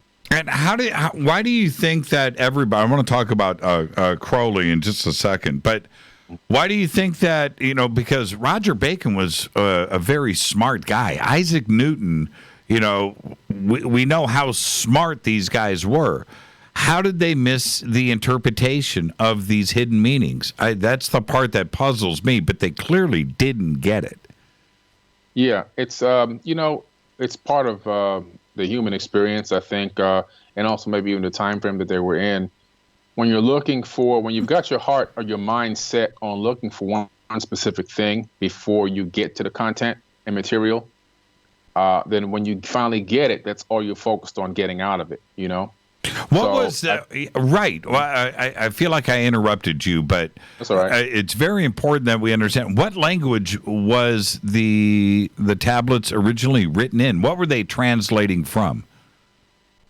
That's a very good question. I mean, the tablet that kind of gets passed around a lot in terms of the image of a tablet, and I even have a replica of one. It looks like runes, but a different version of runes. Runes is an ancient language that had been deciphered by many scholars already and linguists over hundreds of years.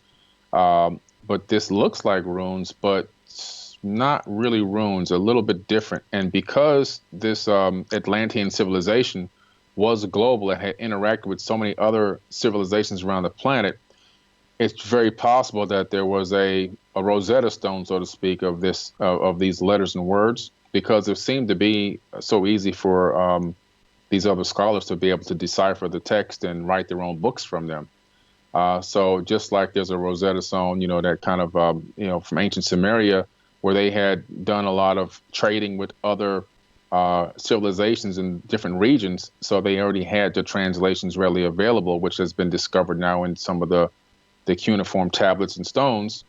I believe that the same thing happened here. The original language was most likely what we would probably call the original Atlantean language, but it does resemble runes. And because there's only so many ways to write words, they probably did have some aspects of runes and some aspect of what looks like Asian writing in a way, and then even some aspect of hieroglyphs involved. Yeah, it doesn't. I don't recognize it. But what is interesting here, we keep bringing up, Bacon and Magnus, Michael Meyer, not the Michael Meyer, and to Isaac Newton, and to jump up into the 20th century with Aleister Crowley doing these translations. Because when I look at it, it looks like elven script. I don't even know what. I can't make any sense of it. But certainly, if you're translating it all the way up through the 20th century, as Aleister Crowley did, then they clearly understood the language. And I don't know how the translations were done. I don't. And it goes up to Doriel, too, as well.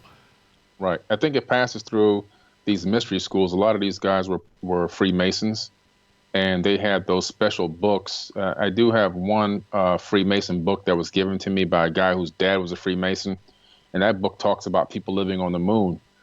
So they have these books, and most likely, depending on the level that you are in this masonry, you probably get to a level where you're given some of this ancient wisdom and some of these translations. And Aleister Crowley was literally looking for it from the magical standpoint.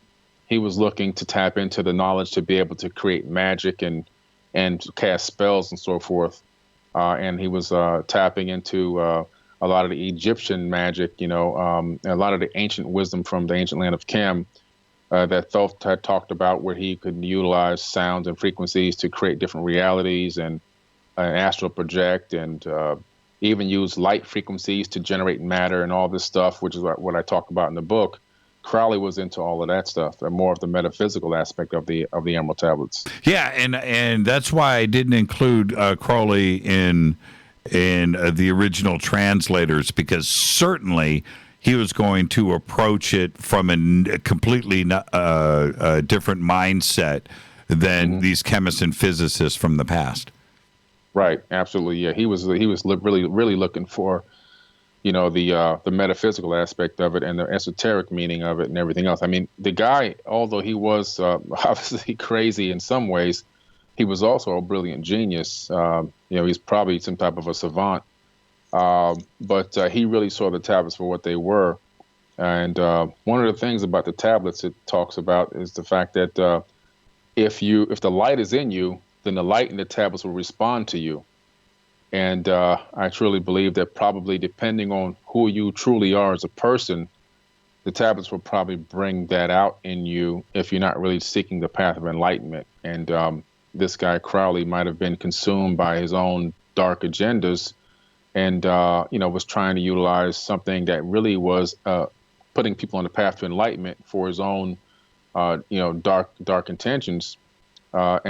But the guy definitely had a lot of knowledge and a lot of wisdom. Unfortunately, he had a lot of dark agenda. He was one of the dark brothers that were talked about in the Emerald Tablets, actually. We've got 1 minute here before the break, and I want to, set this up for after the break, which is the history of the Emerald Tablets in the 20th century. How did the tablets find their way to Maurice Doriel? That's a very, very good question. One of the Doriel had gotten a hold of these tablets through the Great White Lodge, one of the priests of the Great White Lodge, which is still in action today. As a matter of fact, they even have a website up. That same old order, and that those pyramid priests. I guess this may be their offspring or downline or whatever, but they're still in action today. And but he had gotten a copy from them and the permission to translate it from them.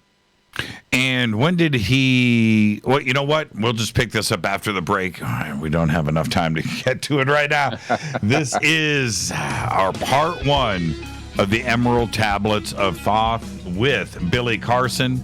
We're going to be doing this for the next 3 consecutive weeks, 4 total, here on Fade to Black. More with Billy and the Emerald Tablets after this short break. Stay with us. Hi everybody, this is Rob Halford, the Metal Guard on JimmyChurchRadio.com. This is KGRA Digital Broadcasting Station, Salt Lake City, Utah, Van Buren, Arkansas.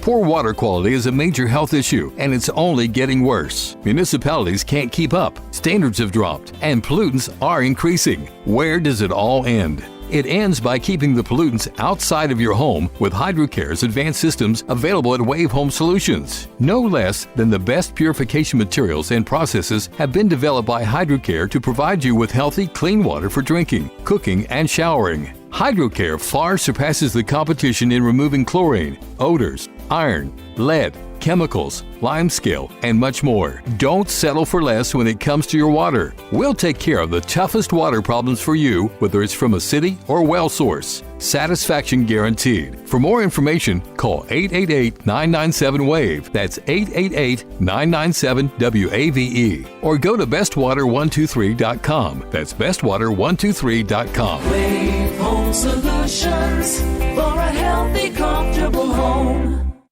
Your contact for current news and trending topics.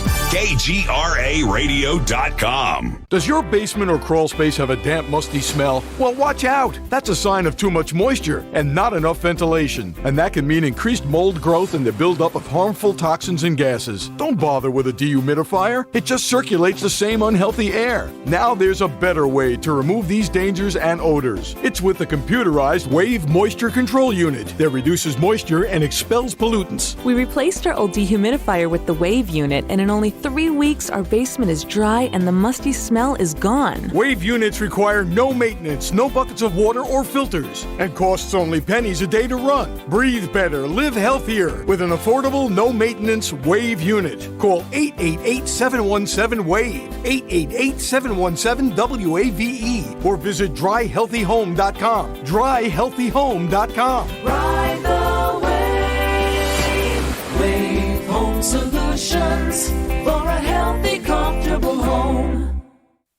This is Jimmy Church of Fade to Black, and I only drink Fade to Black blend coffee from Rivermoon. Just click on the Rivermoon coffee banner at jimmychurchradio.com. Promo code F2B Blend. So are you tired of being tired? Well, then it's time to get the tea. Hey, it's Lisa here to tell you about this all-natural, all-organic tea I've been drinking that has had great results for over 20 years. It's called Life Change Tea, and it's specially formulated to help detoxify and cleanse your kidneys, liver, colon, and blood all at once. The colon is one of the most ignored organs in the human body. The faster that waste is eliminated from the body, the less time that waste sits in our intestines, spreading toxins to our bloodstream. This tea helps cleanse chemicals caused by outside intruders from our entire digestive system. And get this, weight loss can be a side effect. And with continued use of the tea, you can experience clearer, healthier, younger looking skin, increased energy, and a happier outlook on life. So if you're tired of being tired, get the Life Change Tea at getthetea.com. That's getthetea.com. And like me, you'll be glad you did. Did you know that when you're on the road with limited data or Wi-Fi available, you can still listen to every minute of Fade to Black by just calling 605-562-4482. No smartphone, app, or internet needed. It saves your data plan and no extra cost if you have unlimited minutes. Just call 605-562-4482. You can listen to me, Jimmy Church, on any phone, anytime, anywhere. Go Beckley Tappy.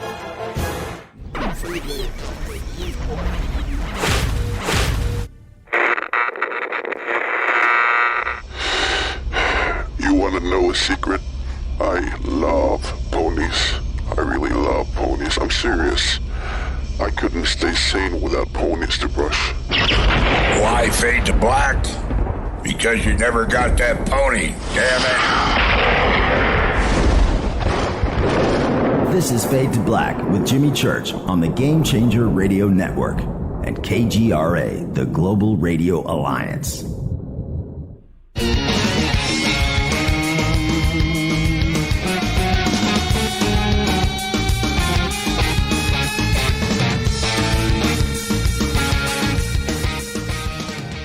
Welcome back, Fade to Black. We're doing a 4-part series on the Emerald Tablets of Thoth. Billy's new book, The Compendium of the Emerald Tablets, is out. You can get it. And we've got the links up for it in Twitter, and I will do it again, and so we'll read it before the end of the show. And now we've moved all the way up. Tonight we're discussing, in part 1, the history of the Emerald Tablets, all the way from the beginning through the 20th century, which takes us to Maurice Doreal. And I think, I want your opinion on this, Billy, but it's one of the most accepted translations of the Emerald Tablets. It's a pretty bold statement, but am I right? You are right. It is one of the most accepted translations, and I think it's probably that because he's directly connected with this, the Great White Temple, this Brotherhood of the Great White Temple. That, as a matter of fact, he's featured on their website. This temple goes all the way back into ancient times, and is still alive and active till this very day. And Dorial was a spiritual teacher, basically teaching people metaphysics and quantum mechanics and how they merge together in this like metaphysical type of a church atmosphere. That he was kind of a preacher, but teaching these hermetic principles really is what he was teaching that are inside the Emerald Tablets. Did he channel Thoth? Did Thoth reach out to him? It's a couple of different versions of that, and some of it is that he has channeled some of that information or downloaded some of that information. Right. And some people think that when they hear that term, it sounds like, oh, this is some crazy stuff. But if they really knew how DNA worked, they wouldn't think it was so crazy, because scientists now in modern times, peer-reviewed, well-vetted science and science journals shows that they have taken 1 gram of DNA out of the human body, which is enough to put a pinprick on the tip of your finger, and they're able to store 700 terabytes of digital data on that DNA from a computer. Right. They're able to upload and download from it. Now they've discovered that DNA also can send and receive information wirelessly. I want to, right. I want to, staying with that, I want to read a short paragraph from your book, if I could. Sure. Because, and this is what I understand in my research with the Emerald Tablets over the years. And you state it very clearly here, and this is what you write, and I'm quoting here. You say that Thoth gave Dorial permission to retain a copy of his translations. Now, that right there states some type of direct communication between Dorial and Thoth. And you say that give a copy of his translations after making the arduous journey and delivering the tablets to the doorway of the halls of Amenti. We can imagine Dorial taking a transport ship across the Atlantic in the mid-1920s, bound for Egypt while concealing the glistening Emerald Tablets of Thoth, the Atlantean. How he must have slipped into the pyramid complex under the cover of darkness, directed by the presence of Thoth, to the hidden entrance. This entrance lay undisturbed for 3,300 years, since the guardian priests had left behind their temples for the mission of Thoth. So that's where I'm, going with all of this. That he was guided by Thoth, or at least he has certainly implied it. I'm talking about Dorial. Absolutely. From a lot of the research that I've done, it's why that's in the book, is because it appears that he had downloaded or had been in direct contact, one of the two. I'm thinking maybe more of direct contact with Thoth himself, because I believe that this being is still here or still around. In other words, he goes from planet to planet, or he goes and comes and goes as he will.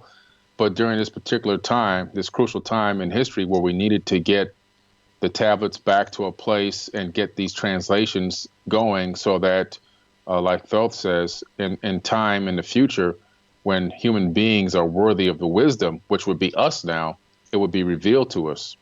So this is all part of the process of getting it to a place to where it can be seen, touched, translated, and so forth, to the point where people around the world can get access to this sacred knowledge and wisdom, because the time is actually now. We are in the future now. This is the time. This is the perfect time. We have the perfect tools. We have the internet. We have everything we need now.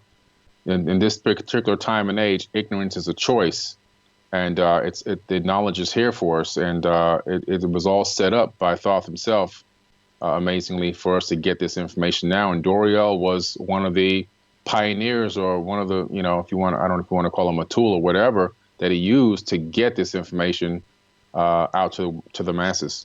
And it was Dorial's modern translations that guided you to write the compendium.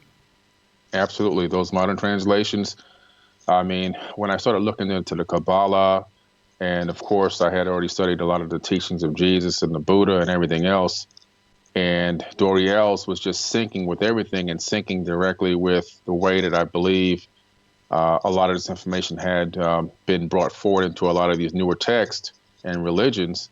I said, this to me seems like the most pure version. And because this guy seems to may have had some type of direct contact with Thoth, I felt like, let me go with this version of the writing. He took the 10 tablets and arranged them into 13 chapters, and I have read those 13 chapters.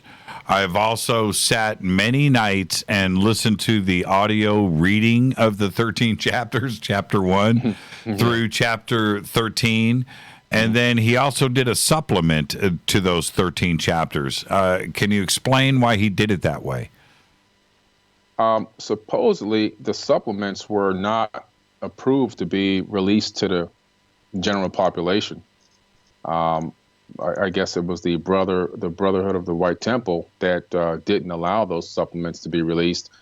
They were already available. They were already done, and they just weren't translated. But then they were translated by him, but weren't approved to be sent out because of the power that's in them. Those last two tablets, or those supplements, if you want to call them, are extremely, extremely strong, and they give a lot of secrets to everything from creating matter to portal travel to creating realities, to really manipulating people. I mean, if you're not ready for that kind of knowledge and information, it could be used the wrong way. And I think that's why it was delayed in being released so long. But it even talks about getting to the key to Shambhala, which is like, this heaven place, or this other dimension where this other planet exists. I mean, it's so far out there that it was even hard for me to wrap my mind around it initially. And so and I've got a whole list of questions that I've been saving here for the end of the show that have come in from the Fadernauts that we need to address. But today, the versions of the translations, the two most modern versions that we have, which is Doriel and Aleister Crowley, have you been able to put those side by side, and are they the same? I have, and they're actually very, very close. They're extremely close. Aleister Crowley, he obviously focuses more, you can tell by his writing, more on some of the metaphysical aspect and some of the more of the magical aspects of the writing. Mm-hmm. But overall, they're not too far off. Okay, let's get to some of these questions that we have here. And let's see here. Let me back up. One of them is if the Emerald Tablets are underneath. Let me actually get to the question here.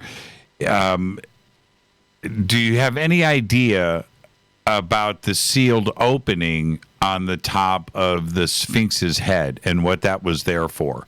And all of this stems off of, what's underneath the Sphinx. If the Emerald Tablets were spirited away and hidden in the Great Pyramid, then what's underneath the Great Sphinx? And we can address that, and also the hole on the top of the Great Sphinx. Absolutely. There's I've been to Egypt, and there's actual hieroglyphs that depict, and also scrolls, papyrus scrolls. I have a replica of one that I was able to get from Wayne Herschel out of South Africa, where depict the kings of ancient times, including Thoth himself, would descend in this flying vessel onto the back of the Sphinx. So the Sphinx was a landing pad, believe it or not, of these flying craft, these vimanas. Then the king would get out, and he would walk up to the head and go down into the head. Inside that opening that's sealed now on top of the Sphinx's head, there's a winding staircase that goes down, and it opens up. There's a door in between, in the front of the chest of the Sphinx, that opens up, and you come out right in between the two front paws. And that was only for the kings to land and come down. So the Anunnaki kings of old, or the Atlanteans, if you want to call them that, they would land on the back of the Sphinx to make this grand entrance. They would go down into the head, go down the winding staircase, which has been already scanned now. We know it's in there. and they would come out through the door in the front chest, right in between the paws. Underneath the Sphinx itself, there have been discovered several massive objects.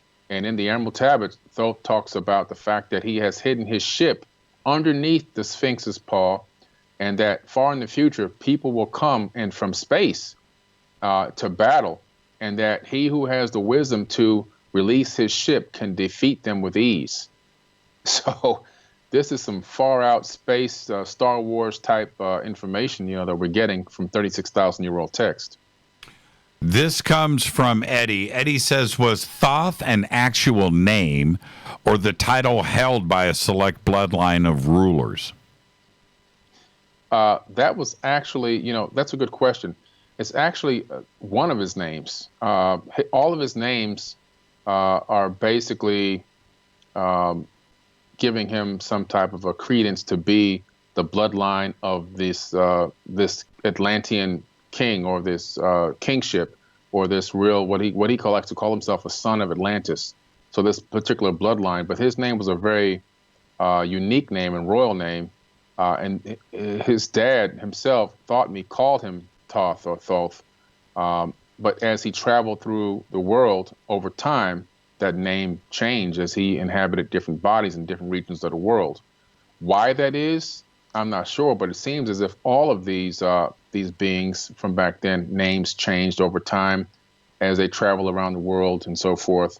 Their names, they always had many names. If you go to the Congressional Library in Washington, D.C., on those two giant steel doors, you have both pictures of Thoth. You have one on the left, which is him as the Egyptian with the ibis head, and on the other side, you have him as Odin, more of a humanoid form. A human being form, just a very massive one, more like an Anunnaki god. So it's well known that who this person is. He just has many names, and he obviously is descending from this bloodline, and his dad being Thoth-me, but also goes back to Enki as well. So that's a good question. And the ancient Greeks named him Hermes. Hermes, exactly. Hermes Trismegistus. You have Hermes. They also named him Mercury, and Mercury was his planet. And ironically, they found all that mercury underneath the pyramid tunnels over there in Teotihuacan, Mexico, a couple of years back. And China, too, as well. Yes, that's right. The emperor's, the pyramid in China, it was an emperor burial there, and they found a whole ton of mercury over there. Rivers. Yeah. Rivers of mercury. This comes in from Jace, and this was earlier in the show. He said, by the way you were talking about Thoth, that he built the pyramids just for the heck of it, like it was some kind of competition. Oh, I mean, no. Yeah. Well, he built the pyramid as a multifunctional stone computer. And the Great Pyramid itself, the reason why he was letting everybody know that he was the one that built it, to not fall prey to false information and people staking claim to it, was because he built it in a specific way and for specific purposes. One is the fact that it was a wireless power generator. It was a portal generator, a communications device of sound, video, audio. It also was a device that made earthquakes less powerful in the region or in the area. It just had so many functions. It also had astronomically built into the dimensions of it all of the information contained within our solar system and also in our local sector of this galaxy. It's just an amazing piece of work, and also was a beacon for incoming ships coming in from, because the way it was originally sealed on the outside before everything was removed from the stones, it used to glisten in the sunlight. It was a beacon as well for incoming ships from wherever they came from. So it had all these aspects to it, and it really was just a massive stone computer, multifunctional stone computer, and that's why he wanted everybody to know that he was the one that constructed it, built it, and he also laid out the plans for future pyramid construction, which was then taught to other people and went global. This is why you have pyramids all over the world right now. Of course, the $1 million question, which is this comes in from Mark. How do we know that the Emerald Tablets are not a work of fiction? That's a fantastic question. I mean, you always have to take something like that into consideration. When you look at the history of the Emerald Tablets, though, and the hands that they've passed through, and as far back as the records that we can tap into go, they appear, by all intents and purposes, to be completely real. And then when you start looking into science and realizing how much this information ties into real quantum mechanics and quantum physics, and then looking into some of the more recent texts in like the Bible, the Quran, even the Hinduism and Buddhism and some of these other religions, you start to realize that a lot of the stuff seems to come from the Emerald Tablets. Can we say, unequivocally, this is the exact age of this object?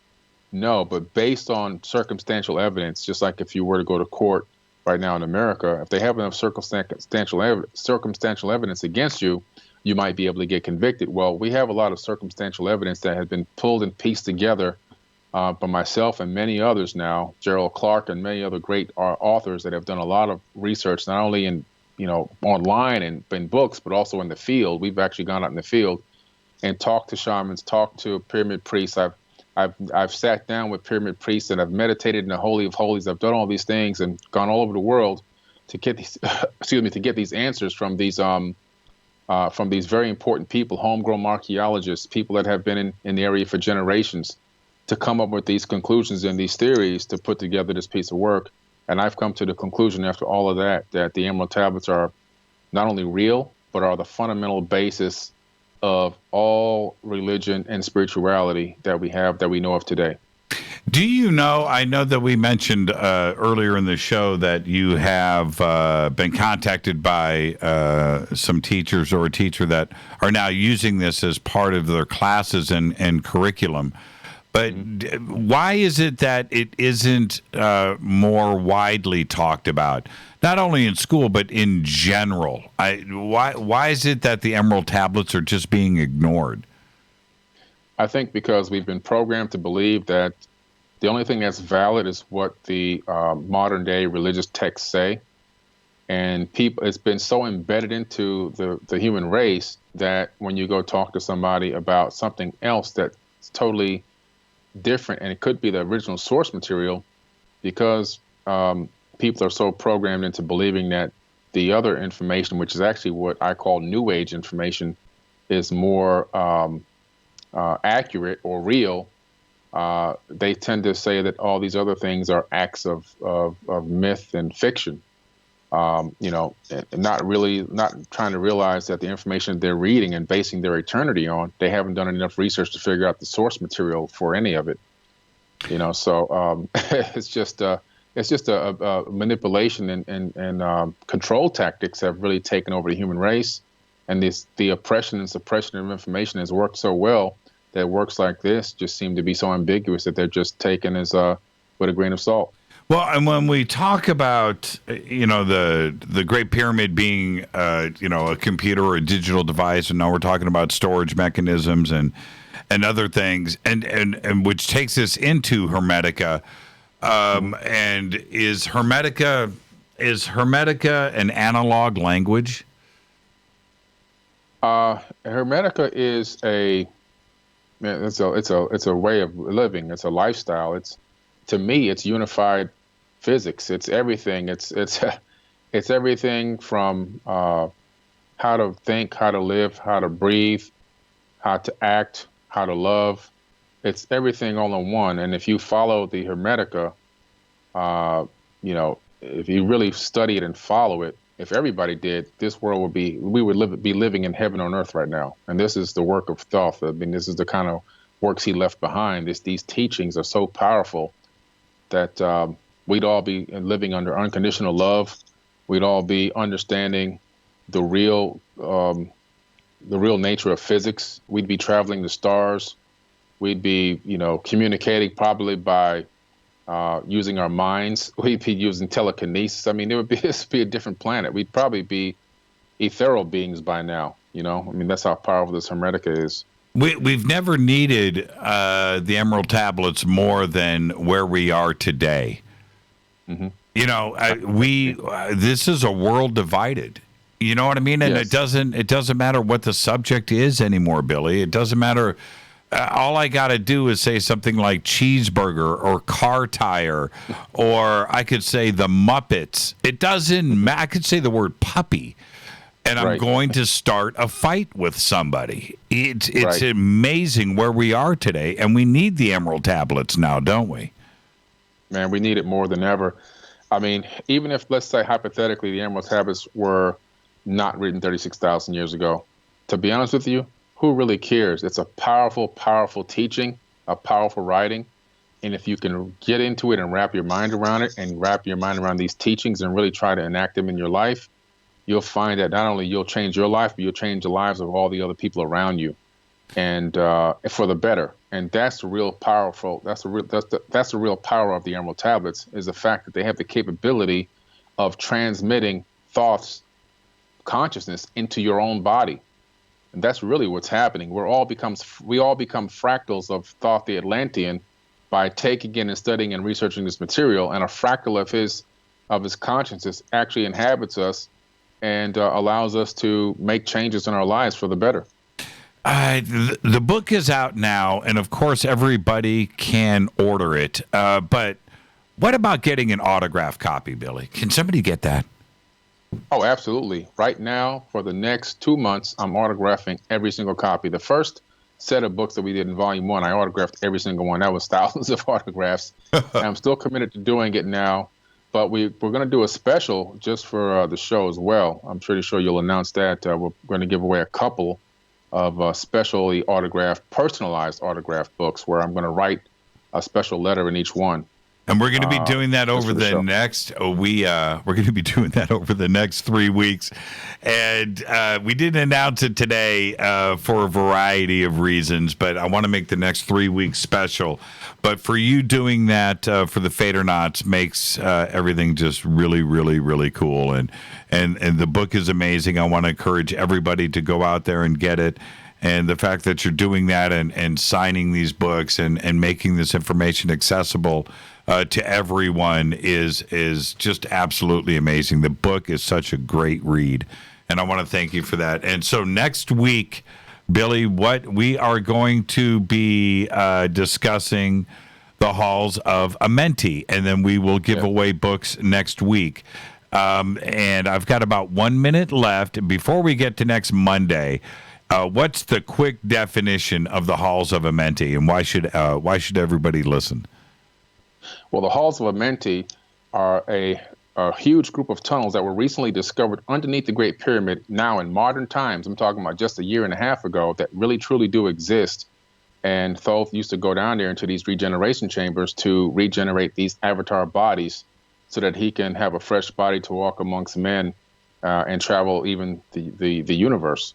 So the fact that they're down there, and the fact that Eric von Daniken had found these secret shafts leading down into deeper areas and these tunnel and temple areas underneath the Great Pyramid, which is well documented by video, I really think everybody should listen in and check it out, because I'm going to give you some mind-blowing content and information about the halls of Amenti next week. Thank you so much, Billy. Be safe and be well, and enjoy the rest of your evening. Thank you so much, Billy. All right, man. Bye. We'll see Billy next week, and part 2 will be what are the halls of Amenti, and next week we are going to be giving away. We'll take some phone calls, and we will be giving away a couple of custom autographed copies of the compendium of the Emerald Tablets of Thoth. This is Fade to Black. I'm your host, Jimmy Church. Thank you so much, Billy. We've got the links up right now so you can go and get your copy. I'll be right back after this short break, and I will open up the phone lines. Let's take some phone calls. I'll be right back.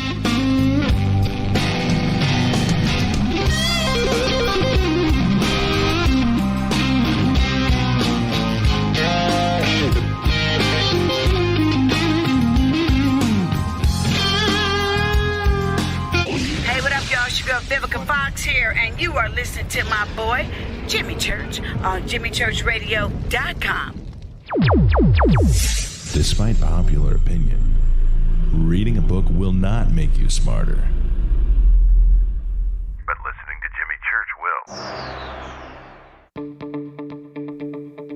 hurricanes, earthquakes, wildfires. This year we've experienced more than our fair share.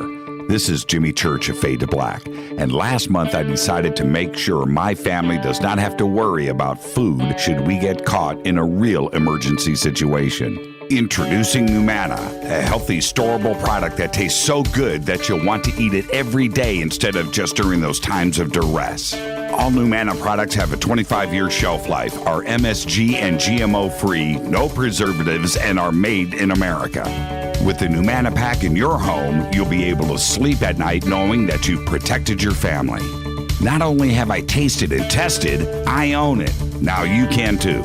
Just click on the Numana banner on JimmyChurchRadio.com and use the promo code Jimmy when you order. In addition to a discount, we'll send you an autographed Fade to Black t-shirt. Seriously, go Beckley Tappy.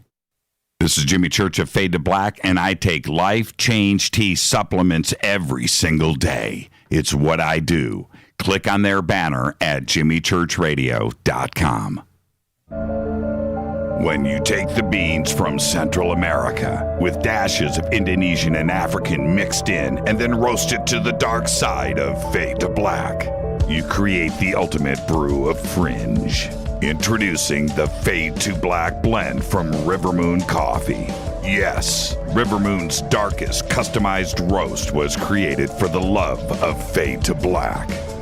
The alchemy of masterful roasting and smoking the beans is in every sip of this full-bodied, dark Java. I need my coffee dark, deep, with distinct bittersweet chocolate highlights, just like the bunker. Leaning further into the darkness of the roast is Fade to Black blend from River Moon Coffee. Just click on the banner at JimmyChurchRadio.com and use the promo code F2BBLEND for 15% off of your order today. Go Beckley Teppy. Hi folks, CBD is the home run hitter for health right now. Why, you ask? Because of what it does for the body. Unfortunately, I can't tell you all about the benefit. You know, there's reasons. Do your due diligence and log on to AncientLifeOil.com. That's AncientLifeOil.com. Ancient Life Oil uses organic ingredients and is blended in coconut oil for some of the best benefits. Legal in 50 states and non-psychoactive. Log on to AncientLifeOil.com. That's AncientLifeOil.com. This is Jimmy Church of Fade to Black, and my family is safe because of Numana Emergency Food Storage. Just go to the Numana banner at JimmyChurchRadio.com. Promo code Jimmy10. Are you intrigued by Paranormal Talk Radio? You'll love the new Paranormal Radio app from TalkStream Live. You'll find a great selection of talk shows covering UFOs, ghosts, strange phenomena, and much more. Download the Paranormal Radio app now and start listening to the very best in paranormal talk entertainment, including the network you're listening to right now, the Paranormal Radio app, free in Google Play and the iOS App Store. Erica, Brittany, Gabby, and you're listening to JimmyChurchRadio.com. It's not a lifestyle we chose. We were born this way. KGRARadio.com.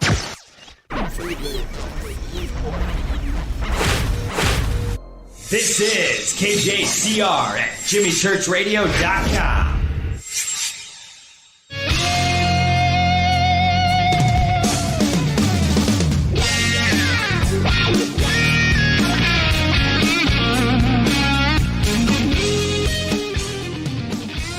All right.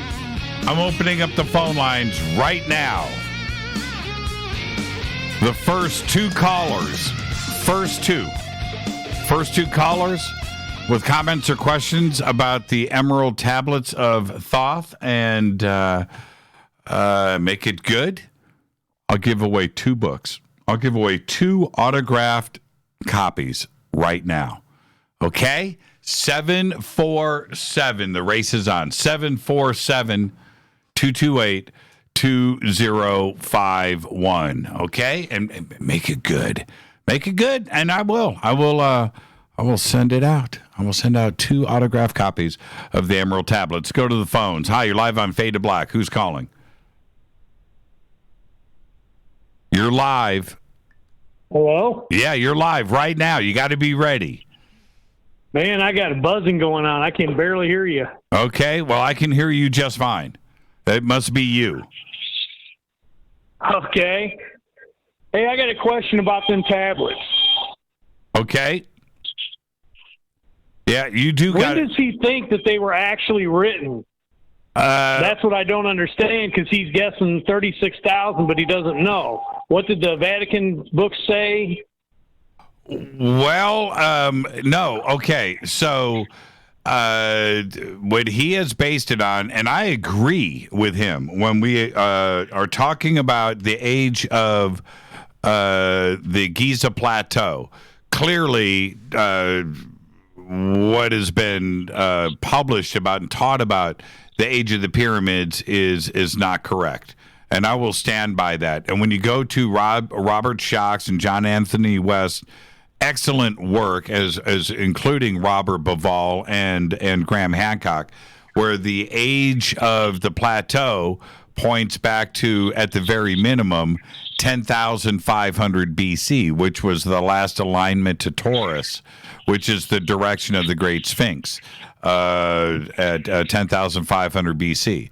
Thoth, and this is according to, if you go back to the Edfu building text, which is in Edfu, the dating goes back to Zep Tepi, which goes back to 50,000 years ago. Thoth ruled Egypt from 50,000 BC to 36,000 BC when he left Egypt, and that's when he says that he wrote the tablets, and that's what it's based on. When you say Billy doesn't know, it's clearly written in the text, and that's what is stated. Okay, I got you. Okay? Got you, man. Okay, what's your name? This is Pat Reese. Oh, this is Pat? Okay, Pat, you know Rita's email. Elf on Twitter. Yeah, you know Rita's email. Write Rita, send us your address, and we'll get you out an autographed copy of the book. All right, Jimmy, thanks, man. Thank you, Pat. Have a great night. That's a great phone call right there from the one and only Pat Breeze. He got himself an autographed copy of the book. Let's go to our next caller. Hi, you're live on Fade to Black. Who's calling? Hey, can you hear me, Jimmy? Yeah, I got you. Who's this? Chad, man. Hey, Chad, how are you? Where are you calling from? I'm from Fayetteville, Tennessee, brother. Are you really? Yeah, man. It sounds like you're on the road. I am. That's actually why I called in, man. I had a questioner come through a bad spot. Oh. Okay. So he was saying that Thoth could have actually been an incarnation of Jesus. Is that right? Or vice versa.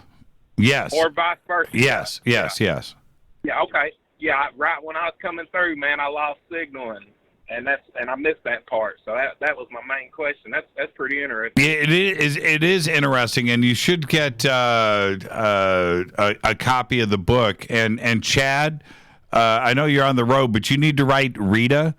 And I've got you right here. Write Rita and send us your address, and we'll get you out an autographed copy. This is the thing, and it's really presented pretty well in the book from Billy. But as you go and continue to research who Thoth was, and you start to get into Hermes and Hermetica, then you start to find out, and this is something that is absolutely documented throughout time, is that Thoth was brought across not only through Greece and Rome, but around the world, and was given many, many different names. And it's pretty funny how the world's religions and the Bible, too, as well, are so similar to those ancient texts. I couldn't agree more, man. Spot on, man. Hey, thank you so much. So you're from Fayetteville? Yeah, Fayetteville, Tennessee. Man, I've listened to you forever, brother, every night. Man, you know I lived in Memphis for a while. Oh, no doubt. No, I go through there a lot too, man. Man, I love Tennessee, man. Every aspect, east, west, north, and south, man. Tennessee is where it's at. Thank you so much, Chad. Be safe out there. All right, appreciate it, Jimmy. Good talking to you, brother. It's good talking to you, Chad. Have a great night. Be safe out there on the road. The part of this that I constantly, where I am so fascinated with the history of Thoth, is how his knowledge went from. You have to understand what was going on in Alexandria was one of the coolest parts of history, where these scholars and historians and physicists and mathematicians and architects and philosophers all got together in ancient Egypt and Alexandria and shared knowledge, and that was part of it. And Billy talks about this tonight, in that if you pulled a ship into Alexandria, if you actually pull into Alexandria, you better have had some books. That's how your ship was able to port in Alexandria. And this is part of the historical record. All right, I'm putting everybody on hold. It's going to silence here. And let's get back to some of these calls. They're fantastic. Hi, you're live on Fade to Black. Who's calling? Hey, yes, my name is Gino Williamson. Hi, Gino. How are you? Where are you calling from? I'm calling from Des Moines, Iowa. How you doing, man? How's Des Moines? I'm doing great, man. I'm glad to be on the call. What's your question tonight? Yes, I'm very fascinated with the Emerald Tablets, and I have a question is, I know Billy talks about manifesting your reality and how when you speak, it manipulates time and space. And, me being 20 years old and just starting my business, working a full-time job, I want to help manifest my reality. And what I do in my business is I go out in the marketplace and I basically trying to partner with people who want to change the world and get more people free from working a slavery 9-to-5 job, so manifesting my reality, speaking my reality. So what advice from the Emerald Tablets could you give me for manifesting my reality through Thoth's teaching? Well, what's fascinating with that, Gino, is that for it to be talked about like it is in the Emerald Tablets, when it's such an ancient text, that part of it, with time being an illusion and time travel and portals and manifesting your own reality, it sounds like something modern. It's something modern to say, right? You just said it right now, right? And it sounds like science fiction. It just sounds so modern, and it is not. These concepts have been discussed for thousands and thousands of years. And that's why you should definitely get a copy of the book. Billy will be talking about in week 3 and week 4 about both of these concepts.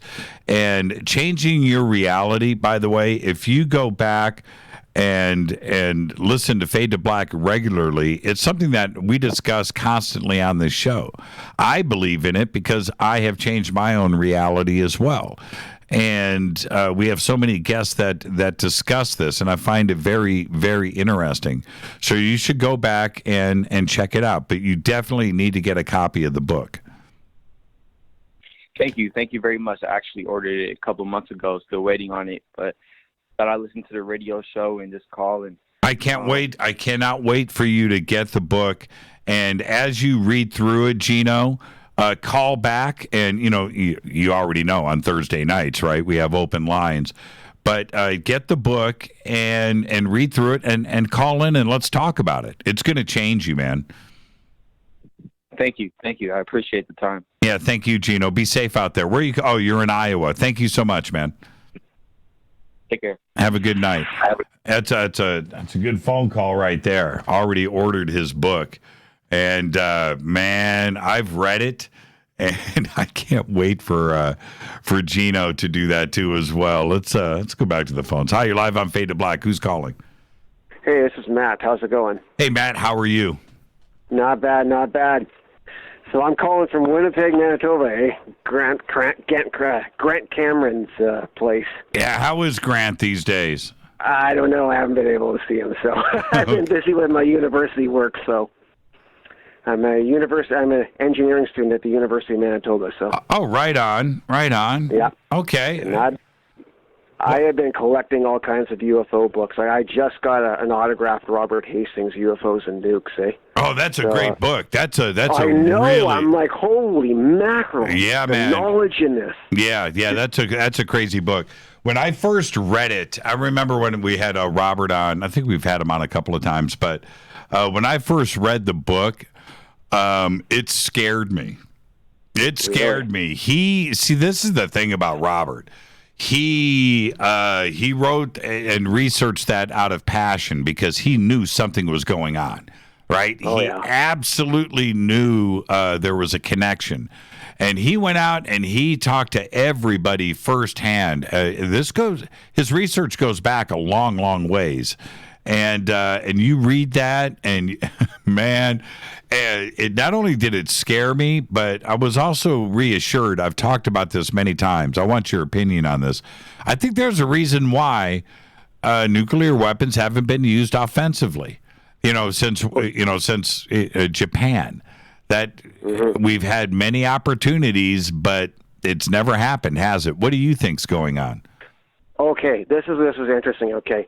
So I'm involved with understanding a lot of deep quantum physics and stuff, and understanding a lot of deep how electrical energy and computers and all these crazy things all kind of work together, right?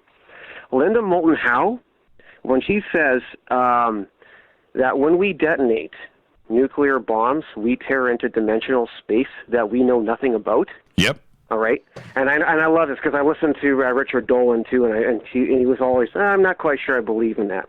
Well, let me explain to you exactly where the proof of that actually is. Have you ever heard of something called the D-Wave processors? Absolutely. D-Wave blows my mind. I talk about it many times on this show. Awesome. Well, if you look at how those energy states fluctuate, when you look at those niobium processor-based components inside the chip, when you supercool them and they don't oscillate, all right, when you energize certain electrons and they can be in different dimensional states simultaneously, what is that? It's an electrical charge, and it has actually traversed different dimensional states in a single wafer. So when you look at an atomic bomb, what happens when you detonate these things? They're like massive, massive discharges of electrical magnetic energy. So when you burst these things, you obviously have to be every single electron coming off of one of those EMP charges has to be interacting with different dimensional states beyond our perception. Well, that's what quantum mechanics and quantum theory states. Exactly. Okay. But now when you ahead. When you look at it through a massive atomic bomb, though, like you think of that kind of energy, like you're looking at chaos going back to actual order. It's even Jonathan Cyril explains this stuff when you look at his Cyril effect generator, right? You're bringing order or chaos back to order simultaneously to match a certain geometry, right? It's a certain frequency, it's a certain vibrational status. It's just like when you were to take a string and you oscillate it, and you were to put, say, like a piece of ball or something on the string, you would actually move the ball automatically to the node, so it rests in those particular points. Well, atomic bombs are just a bigger scale of that, essentially. You permeate, you plug into those dimensional states. Well, and just on a bigger scale. That's right. And we are doing that experimentation clearly without knowing what we are doing. Right? Oh, absolutely. And if we look at what CERN is doing right now, and when you're doing, light speed collisions of particles just to see what happens, that's a pretty, with a stated goal of hopefully creating small black holes. Wait a minute here. We need to slow that truck down. We don't understand. And could they be opening up portals to a dimension and allowing something through that opening to enter here that we don't understand? You're absolutely right, I feel that in my bones. When I look at David Icke, for instance, David Icke, he was pretty much clear. We only see 2% of all matter, eh? We don't know exactly what rests outside of our 98% unexplored domain. Absolutely. And people when I hear people, I don't really necessarily believe that. Well, if you really want proof of that, look at your cell phone signals, right? Like, you can't necessarily taste, touch, smell, feel, or hear the waves coming to your cell phone, but you know that they're there because our technology detects it. Right. One can say that these waveforms exist outside your perception of reality. So now when we look at that, all right, I can't help but think how much growing up we actually got to do. Like, I'm thinking, what would happen if Jimmy Church was outside in the middle Atlantic Ocean, minding his own business, perhaps studying fish, and maybe your family's out there too, studying everything else that seems to be in your area. Maybe perhaps that's the reason why they're here. Some people, just some other extraterrestrials, want to study a little bit what's in our water, what's in our soil. We know that they're entering and leaving our atmosphere as, day in, day out comes along. And I know they're there. Richard knows that they're there. Linda knows that they're here. So they're pretty credible people. So they're definitely here. Imagine you're minding your own business, doing your thing out in the middle of the Atlantic Ocean. Then all of a sudden, out of human ignorance, big, massive atomic bomb comes flying in a few kilometers away, blows up underneath the ocean water, and now you see this big, massive tidal wave coming towards you. So now you got to get onto your boat, and you got to full speed her out of there, and maybe you just might make it out of there on time before a massive shock wave just, blows up your ship or blows up your little boat, and you might make it out alive. I would imagine that if you survive that, you're going to be pretty pissed off. And I can't help but think that when we tested 1,023 nuclear bombs before we actually signed a test ban treaty, that was what they might be feeling. We had no idea that they were there. We haven't done any work on ourselves in order to develop consciously, in order to behave better, to begin with. And that could be you. What if that is them? We just blew up a massive weapon in our backyard, and we never even thought to ask twice if something else was there first. And now you got this massive shock wave of radioactive energy and electrical energy and neutrinos and antineutrinos and God knows what, flinging in all directions. And, and if you survived that, I'd be pretty pissed off. When I read that book, I'd never been more embarrassed to be a human being by reading that. Right. That we actually behave that way. And we do it, like I said, we do it with reckless abandon. And I know there's a certain amount of science that has to push boundaries, where you've got to go out and you're going to school right now, right, for engineering. Absolutely. So there's only one way to move forward, and that is to make mistakes. And that's what science is based on, is correcting mistakes from the past, right? Constantly correcting and changing the science so we can move forward with the knowledge once that's fixed. But when you have a company like D-Wave start to say things like, look, we are changing the states of our qubits in parallel worlds. And it's just like, wait a minute here. The engineering behind qubits and quantum computing and the deep freezing of those states, like you had mentioned, that's how they run. They're giant refrigerators, basically. Very much, yeah. Yeah, that's what they are. And changing the states of qubits into one of three states, right? Both or reverse, whatever. By doing that, you are affecting another particle, another qubit in another infinite dimension going to the left or to the right into parallel worlds. And now, although this sounds like science fiction, D-Wave and other quantum computer manufacturers, including China, understand this concept, and it's not science fiction to them. So what does that suggest? So we need to push those boundaries to get there. Right? And I fully understand that. And then we come into something like CERN or the Trinity test of an atomic bomb in New Mexico, where we didn't know the end result. In fact, with the Trinity test, Oppenheimer and others, including Einstein, they thought that we could potentially just burn up the atmosphere, and that was the last day on Earth. right? And they didn't know, but they still blew it up anyway. You know, that tells you that we definitely have some serious growing up to do. You know, one thing that I get really bothered with other engineers, like I'm already a technologist, you know, and I graduated Red River College with 2 different engineering diplomas, and I've learned, and I've had some time in the industry, okay?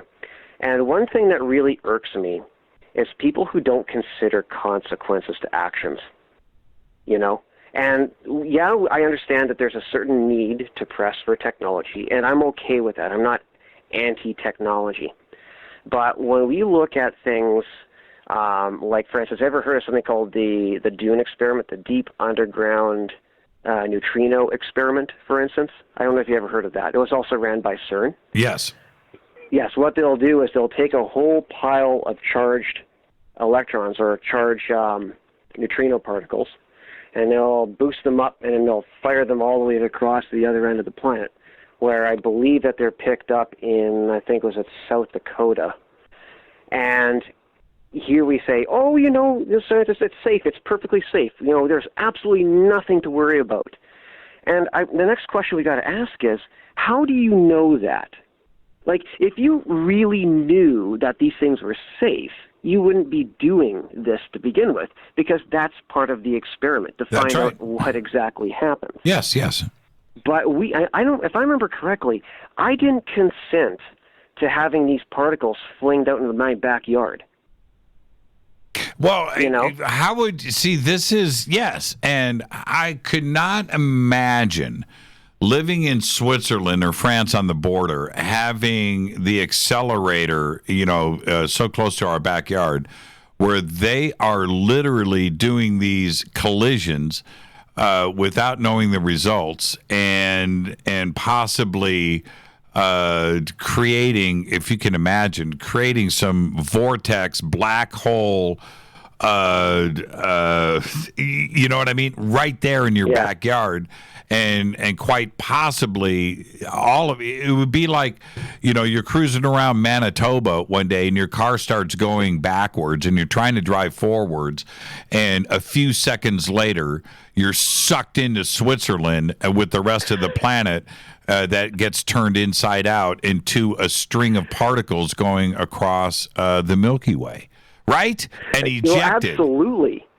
And not even know. It's just like, what if that were you, Jimmy? Like, did you consent that to happen? You know, and that, you know, what do we do? You know, do we move forward as a human race and do these experiments, or do we not do them and potentially stop progress and time travel and faster than the speed of light travel, which you know, they're doing these particles now at the speed of light at CERN, and I find that exciting.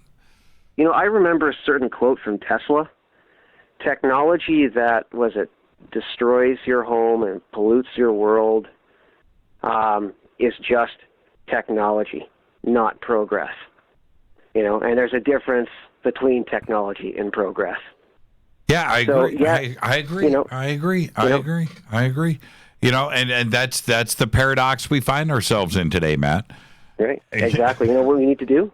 We need to develop more consciously. You know, I had a massive war in my anthropology class last year to, you know, what day 2 is like, what do we have as a problem as engineers and stuff? Well, our society lacks substance. You know, you want to fix the world doesn't need fixing. We need fixing as people. Okay? Matt, you're my last caller of the night. I got to roll credits, man, but a fantastic conversation. Thank you so much, and be well up there in Manitoba, my brother. Thank you so much. Yeah, thank you very much, buddy. Yeah, thank you. That's a great conversation right there. Thank you, Matt.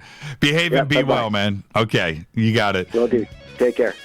Fade to Black's executive producers, Rita Camarion. Shows produced by Hilton J. Palm, Renee, Dennis, and Bob. Announcers are Steve Harder, Gene Vitoa, Mark D. Kovar. Webmaster is Drew the Geek. Music, Doug Aldrich. Intro, Spaceboy, spaceboymusic.com. Fade to Black is produced by KJCR for the Game Changer Network, and syndication is KGRA, The Planet. Congratulations to both Pat and Chad for winning their autographed copies of the Compendium to the Emerald Tablets, courtesy of course, Mr. Billy Carson. Billy will be back with us next Monday night. This broadcast owned and copyrighted 2019 by Fade to Black and the Game Changer Network. It cannot be rebroadcast, downloaded, copied, or used anywhere in the known universe without written permission from Fade to Black and the Game Changer Network. I'm your host, Jimmy Church. Tomorrow night, right here, Anomaly is back on Fade to Black. Until then, everybody be safe. Go Beckley Tappy.